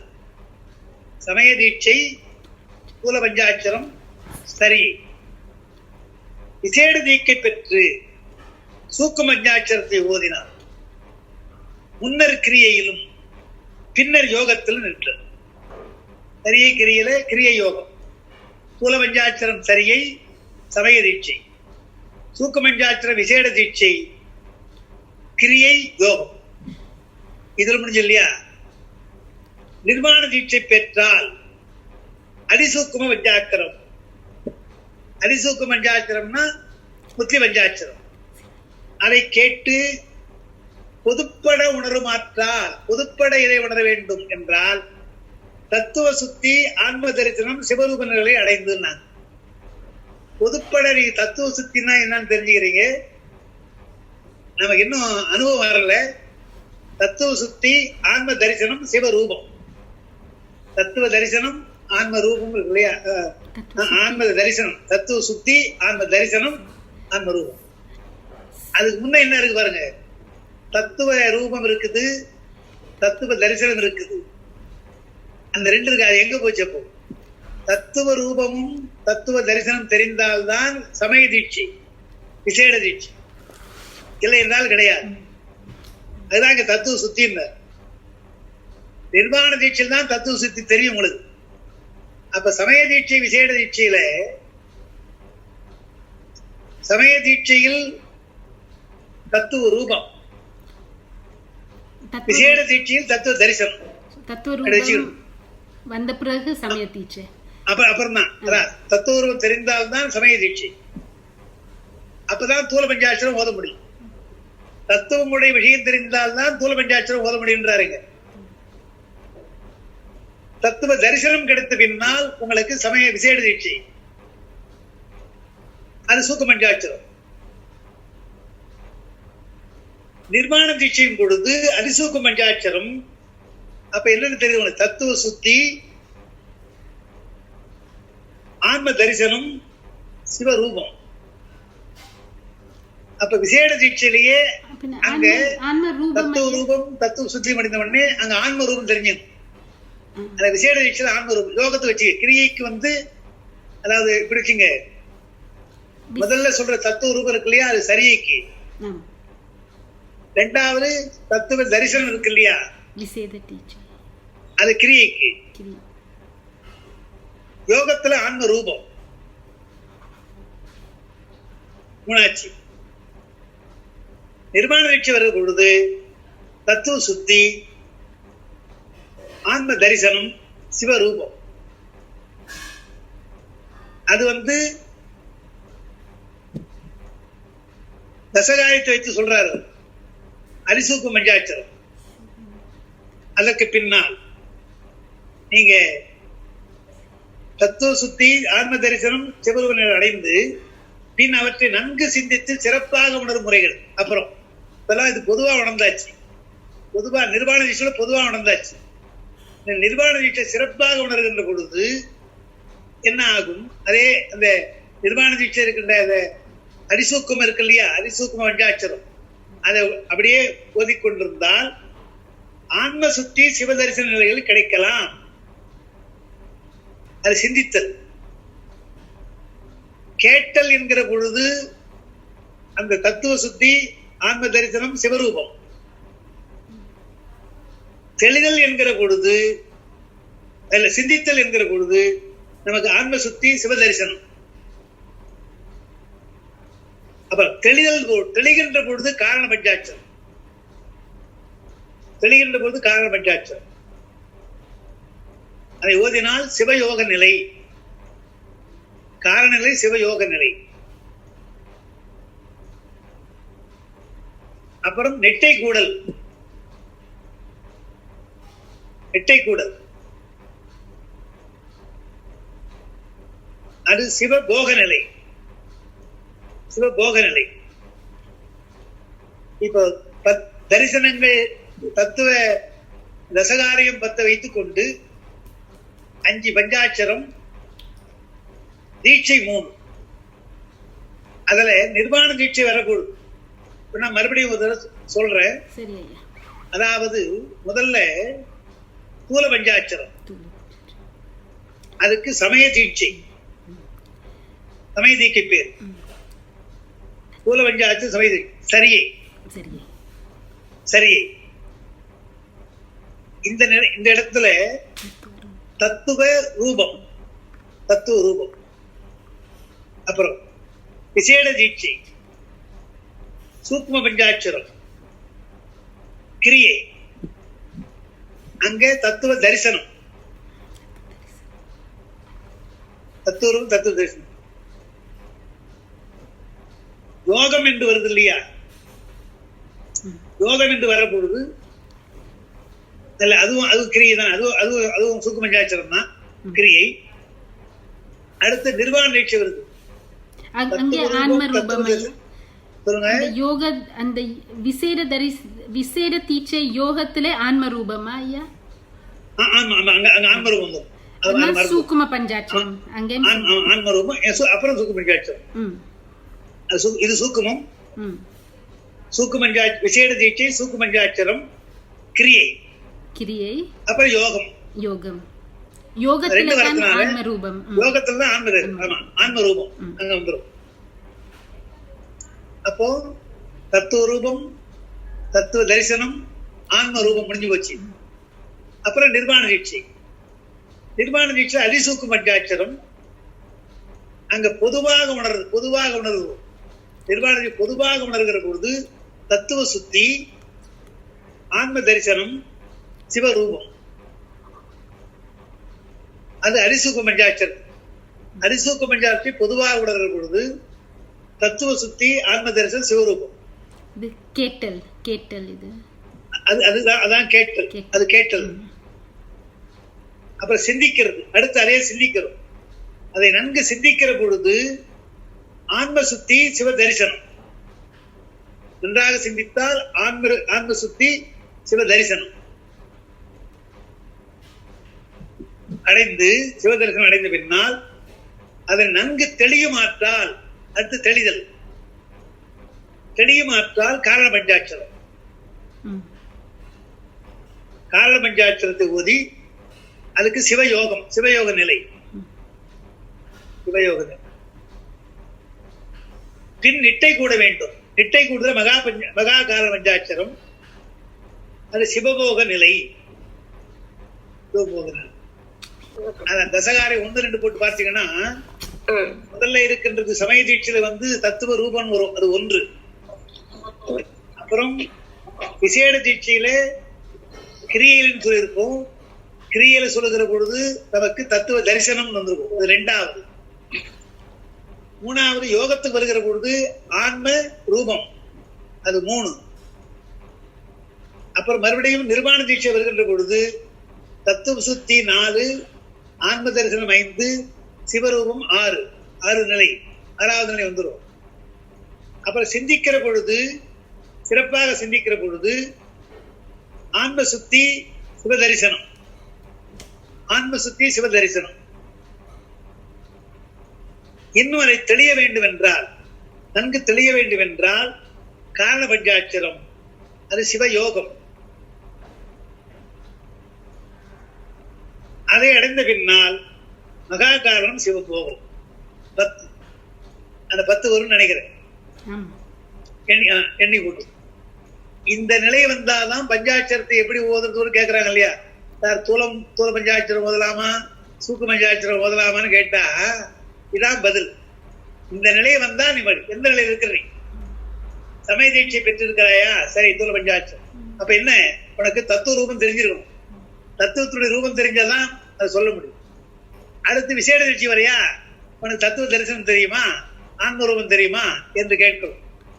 அப்புறம் நிர்வாண தீட்சை வருகின்றியா, அங்க தத்துவ சுத்தி, ஆன்ம தரிசனம், சிவயோகம்லாம் வரணும். இதெல்லாம் இந்த நிலைக்கு வரணும். இதெல்லாம் முடியுமானால் நீ இதை செய்யலாம் என்று இந்த பஞ்சாட்சர வடிவத்தை திருமந்திரத்தில் சொல்லியிருக்கிறார் அடிப்படையா. அதுக்கு அடுத்துதான் சென்று சென்று அணுவாய் சொன்ன பாட்டு, சங்கர் பிராகணத்துல அந்த பாட்டு இருக்குது. அதை மட்டும் நான் சொல்றேன் இன்னைக்கு, நான் சொல்லிட்டா நல்லா இருக்கும். சங்கர் பிராகணத்துல பஞ்சாக்கரங்களின் உண்மையை சொல்லுகிற பொழுது பதி பசு பாசம் முதிர் அறிவுகளுடன் ஆறா முன்னர் கூறா பின்னர் இருபொருள் நீத்து மற்ற ஒரு நாள் வகையையும் ஈனவில் ஞாத்துரு ஞானம் ஏயம் என்று இசைய 3ஆய், பசு பதி என்று அவற்று 2ஆய், 2 ஒன்றின் ஒன்றாக திரண்டு ஆம்பயன் எனும் திருவருள் தெளியின் சென்று சென்று அணுவாய் தேய்ந்து தேய்ந்து ஒன்றாம் என்று இறை இயற்கை என்பதல் தகுமே. இந்த பாட்டை அப்படியே எடுத்து போடுறார். சென்று சென்று அணுவாய் தேய்ந்து தேய்ந்து ஒன்றாம் என்று இறை இயற்கை, இறைவனை சேருகின்ற அந்த இயற்கை இருக்கல்லவா, அதை இயம்புதல் தகும் என்று அதை சொல்றார். இப்ப என்ன பண்ணலாம், இப்ப எழுதின மாதிரிதான் எழுதணும், பாட்டை எழுத வேண்டாம். நீங்க பதி பசு பாசம்னு போட்டுவிட்டு அதுக்கு கீழே பதிஞானம் பசுஞானம் பாசஞானம் அப்படி போடுவோம்.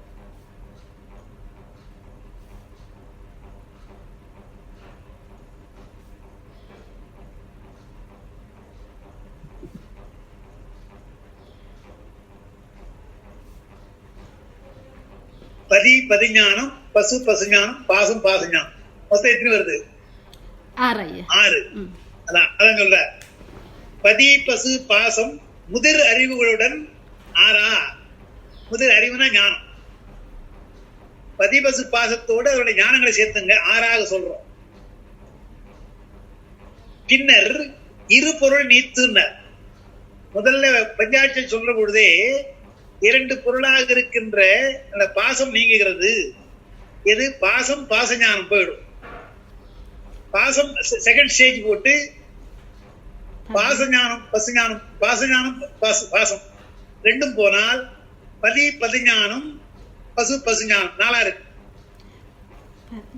4 இருக்கு. இருபொருள் நீத்து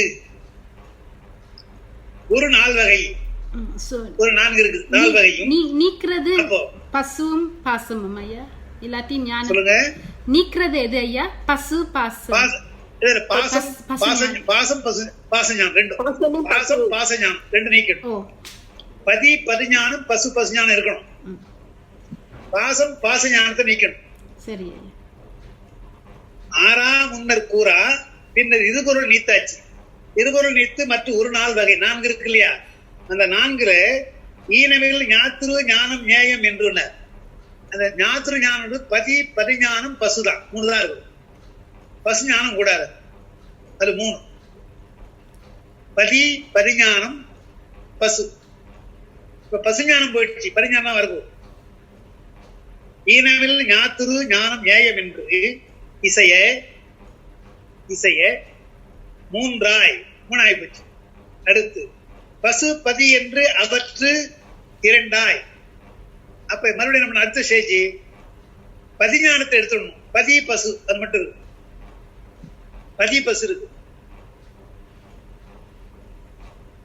2.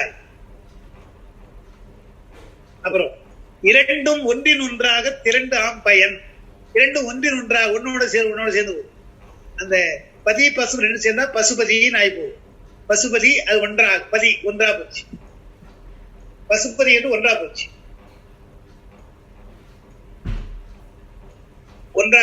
ஒன்றாம் என்று அந்த பயனைத்தான் சென்று அணுவாய் தேய்ந்து ஒன்றானது என்று வருது. அப்ப எப்படி வைத்துக்கொண்டோம்? கூல பஞ்சாட்சரம் முதல்ல அது சென்று கொஞ்சம் தேய்கிறது, சூக்கு பஞ்சாட்சரம் மாறுது, அது தேய்கிறது, நாமா என்று நீங்கி முத்தி பஞ்சாட்சரம் போகிறது, அதான் அடிசூக்கு பஞ்சாட்சரம். அது தேய்ந்து சீவா என்று வருது காரணம். அப்புறம் சி என்று மகா காரணம்.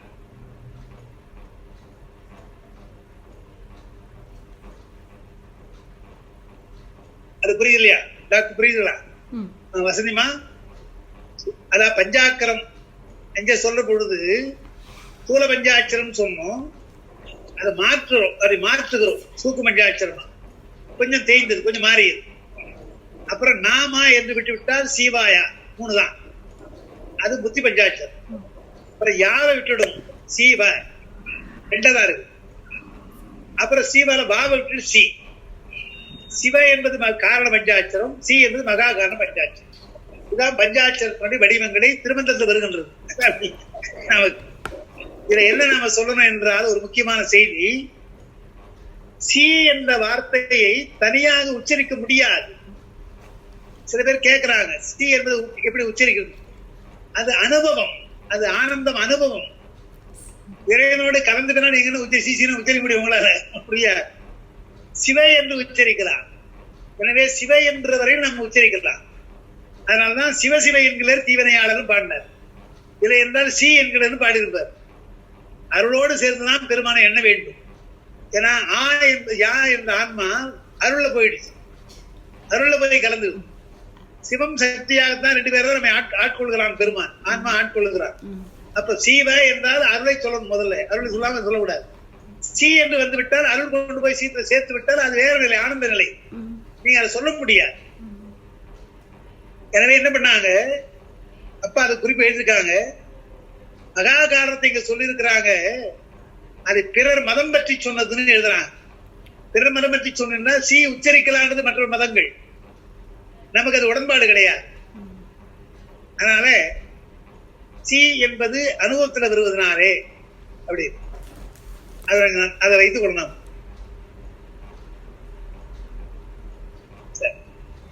இந்த நாயோட்டு மந்திரம் சொல்லுவாங்க சிய நாயோட்டு மந்திரம் என்று. அதாவது அது கூட பார்த்தா நல்லது. நாயோட்டு மந்திரம் நான்மறை நால்வேதம், அது உம்ரால் தந்தர்னா நாயோட்டு மந்திரம் இருக்குது. அதான் முதல் வரி. நாயோட்டு மந்திரம் நான்மறை நால்வேதம் 2 சொல்ற பிறகு இந்த இடத்துல நான்மறை நால்வேதம் 2 சொல்ற. நான்மறை என்பது தமிழ் மறை, நால்வேதம் வடமொழி. நாயோட்டு மந்திரம் நாதன் இருப்பிடம். நாயோட்டு மந்திரம் நாதாந்தமாம் சோதி. நாயோட்டு மந்திரம் நாம் அறியோமே, நாம் அறிவோமே, நமக்கு தெரியாது. ஆனா என்னன்னா அங்க சொல்ல பாருங்க, மகா காரண பஞ்சாக்கரமாகிய சி என்னும் ஒரு எழுத்தே 4 வேத பொருள்களாய் விரிந்தது. அதானே பொருள். பெருமான் தானே பண்றான், அதானே பொருள். அதுவே கடவுளது இருப்பிடம், அவன் இருக்கிற இடம் அதுதான். எனவே தத்துவாதீதமான ஒளிப்பொருளும் அதுவேயாம். ஆகவே சித்தர்கள் நாயோட்டு மந்திரம் என நகை விளைக்குமாறு மறைத்து கூறுகின்ற மந்திரத்தை பிறர் இன்னது என அறிதல் இயலாது, அது அறிய முடியாது அப்படி எழுதுறாங்க. சித்திர மரபில் உயர்ந்த பொருள்களை பிறர் அறியா வண்ணம் இழிந்தன போல் மறைத்து கூறுதல் வழக்கம். பிறர் அறியாமல் சொல்வது இழித்து கூறுவார். அம்முறையில் இது அவர்களால் நாயோட்டு மந்திரம் என குறிக்கப்படுகின்றதை கொண்டு இங்கு கூறினார். கிடந்த கிழமையை கிள்ளி எழுப்பி முறை காண்க. நாயை ஓட்டுமிடத்து சொல்லப்படுவது சி எனும் நெட்டெழுத்தாய் இருப்பினும் அதுவே அதனை குறிக்கும் தொடராகாமல் குறிப்பால் பொருளை உணர்த்தலின் சி என்பது குற்றெழுத்தையே குறித்ததாயிற்று. நால்வேதங்களும் சிவபெருமான பெருமை விரித்தலால் இதுவே நால்வேதங்கள் என்றும், சிவனே இதன் பொருளாதலால் நாதன் இருப்பிடம் என்றும், நாதாந்த சோதி என்றும், சிவன் பொதுமக்களால் அறிதற்கு அறியனாதலால் தம்மை பிறர் போல வைத்து இம்மந்திரத்தை நாம் அறியோம் என்றும் தமிழ் ஆரியம் இரண்டாலும் கூறி வலியுறுத்துவார். நான்மறை நால்வேதம் என்றும் கூறினார் என்று அப்பா விளக்கம் கொடுக்குறான். அதை என்ன சொல்றாங்க? சி என்று நாயை ஓட்டினால் அது எழுத்து முக்கியம் அல்ல, போன்னு அர்த்தம். இங்கிருந்து போயிடுன்னு அர்த்தம். சீன்னு சொன்னாலே ஒருத்தர் சீன் திட்டு வச்சுங்க, சி சொல் இது வசை சொல், அதை என்னை திட்டுகிறான்னு சொல்லும், பொருள் தான் முக்கியம். அது போல நாயை ஓட்டப்பட்டு சி என்று ஓட்டணும் பாடினாலும் கூட அதை விரட்டுவதுதான் பொருள் அல்லவா? அது போல் இங்கே சி அது குற்றெழுத்து தான், சி அது நெட்டெழுத்து, இது குற்றெழுத்து. அந்த சீயை வைத்துக் கொண்டு குற்றெழுத்து சொல்றாரு. குற்றெழுத்த சி என்றால் எழுத்து அல்ல, அது சிவம் என்ற பொருளை வைத்துக் கொள்ளணும். எனவே சி என்ற எழுத்து பொருள் என்று எல்லாருக்கும் தெரியாது. காரணம், உலக வழக்குல தமிழ்ல சி என்றால் பொருள் கிடையாது, வேறு பொருள் கிடையாது. மந்திர வழக்காக வருகின்ற பொழுதுதான், பஞ்சாட்சரத்தில் வர பொழுதுதான் சி என்பதற்கு சிவன் என்று பெயர் நமக்கு. எனவே குறிப்பாக சொல்வதாலே அதை உணர வேண்டும். இதை அறிவது எல்லாராலும் முடியாது, அனுபவத்தில் தான் அது கிடைக்கும். பெருமானுடைய அருள் அனுபவம் இருந்தால்தான் முடியும். தான் அந்த நாயோட்டு மந்திரத்தை நாம் அறியோம் என்று பிடிக்கிறோம். அதனால இந்த சென்று சென்று அணுவா என்பதற்கு இப்படி 5 எழுத்துக்கள் இப்படி எல்லாம் வரும் என்பதற்கு இங்க எழுதுறாங்க. திருமந்திரத்துல விரிவா அது இருக்குது. நாம ஒரு முறை கொஞ்சம் படிச்சோம். அப்போ இன்னும் அப்புறம் ஓய்வா இருக்கும், மறுபடியும் அந்த பகுதியை நாம படிக்கலாம். சரி, அதோட நிறுத்திக்கலாமா இன்னைக்கு? இன்றைய கல்வி என்ற பாட்டோட நம்ம இன்றைக்கு சொல்லலாம். ஏன்னா 7வது பாட்டோடு இருக்கு இல்லையா?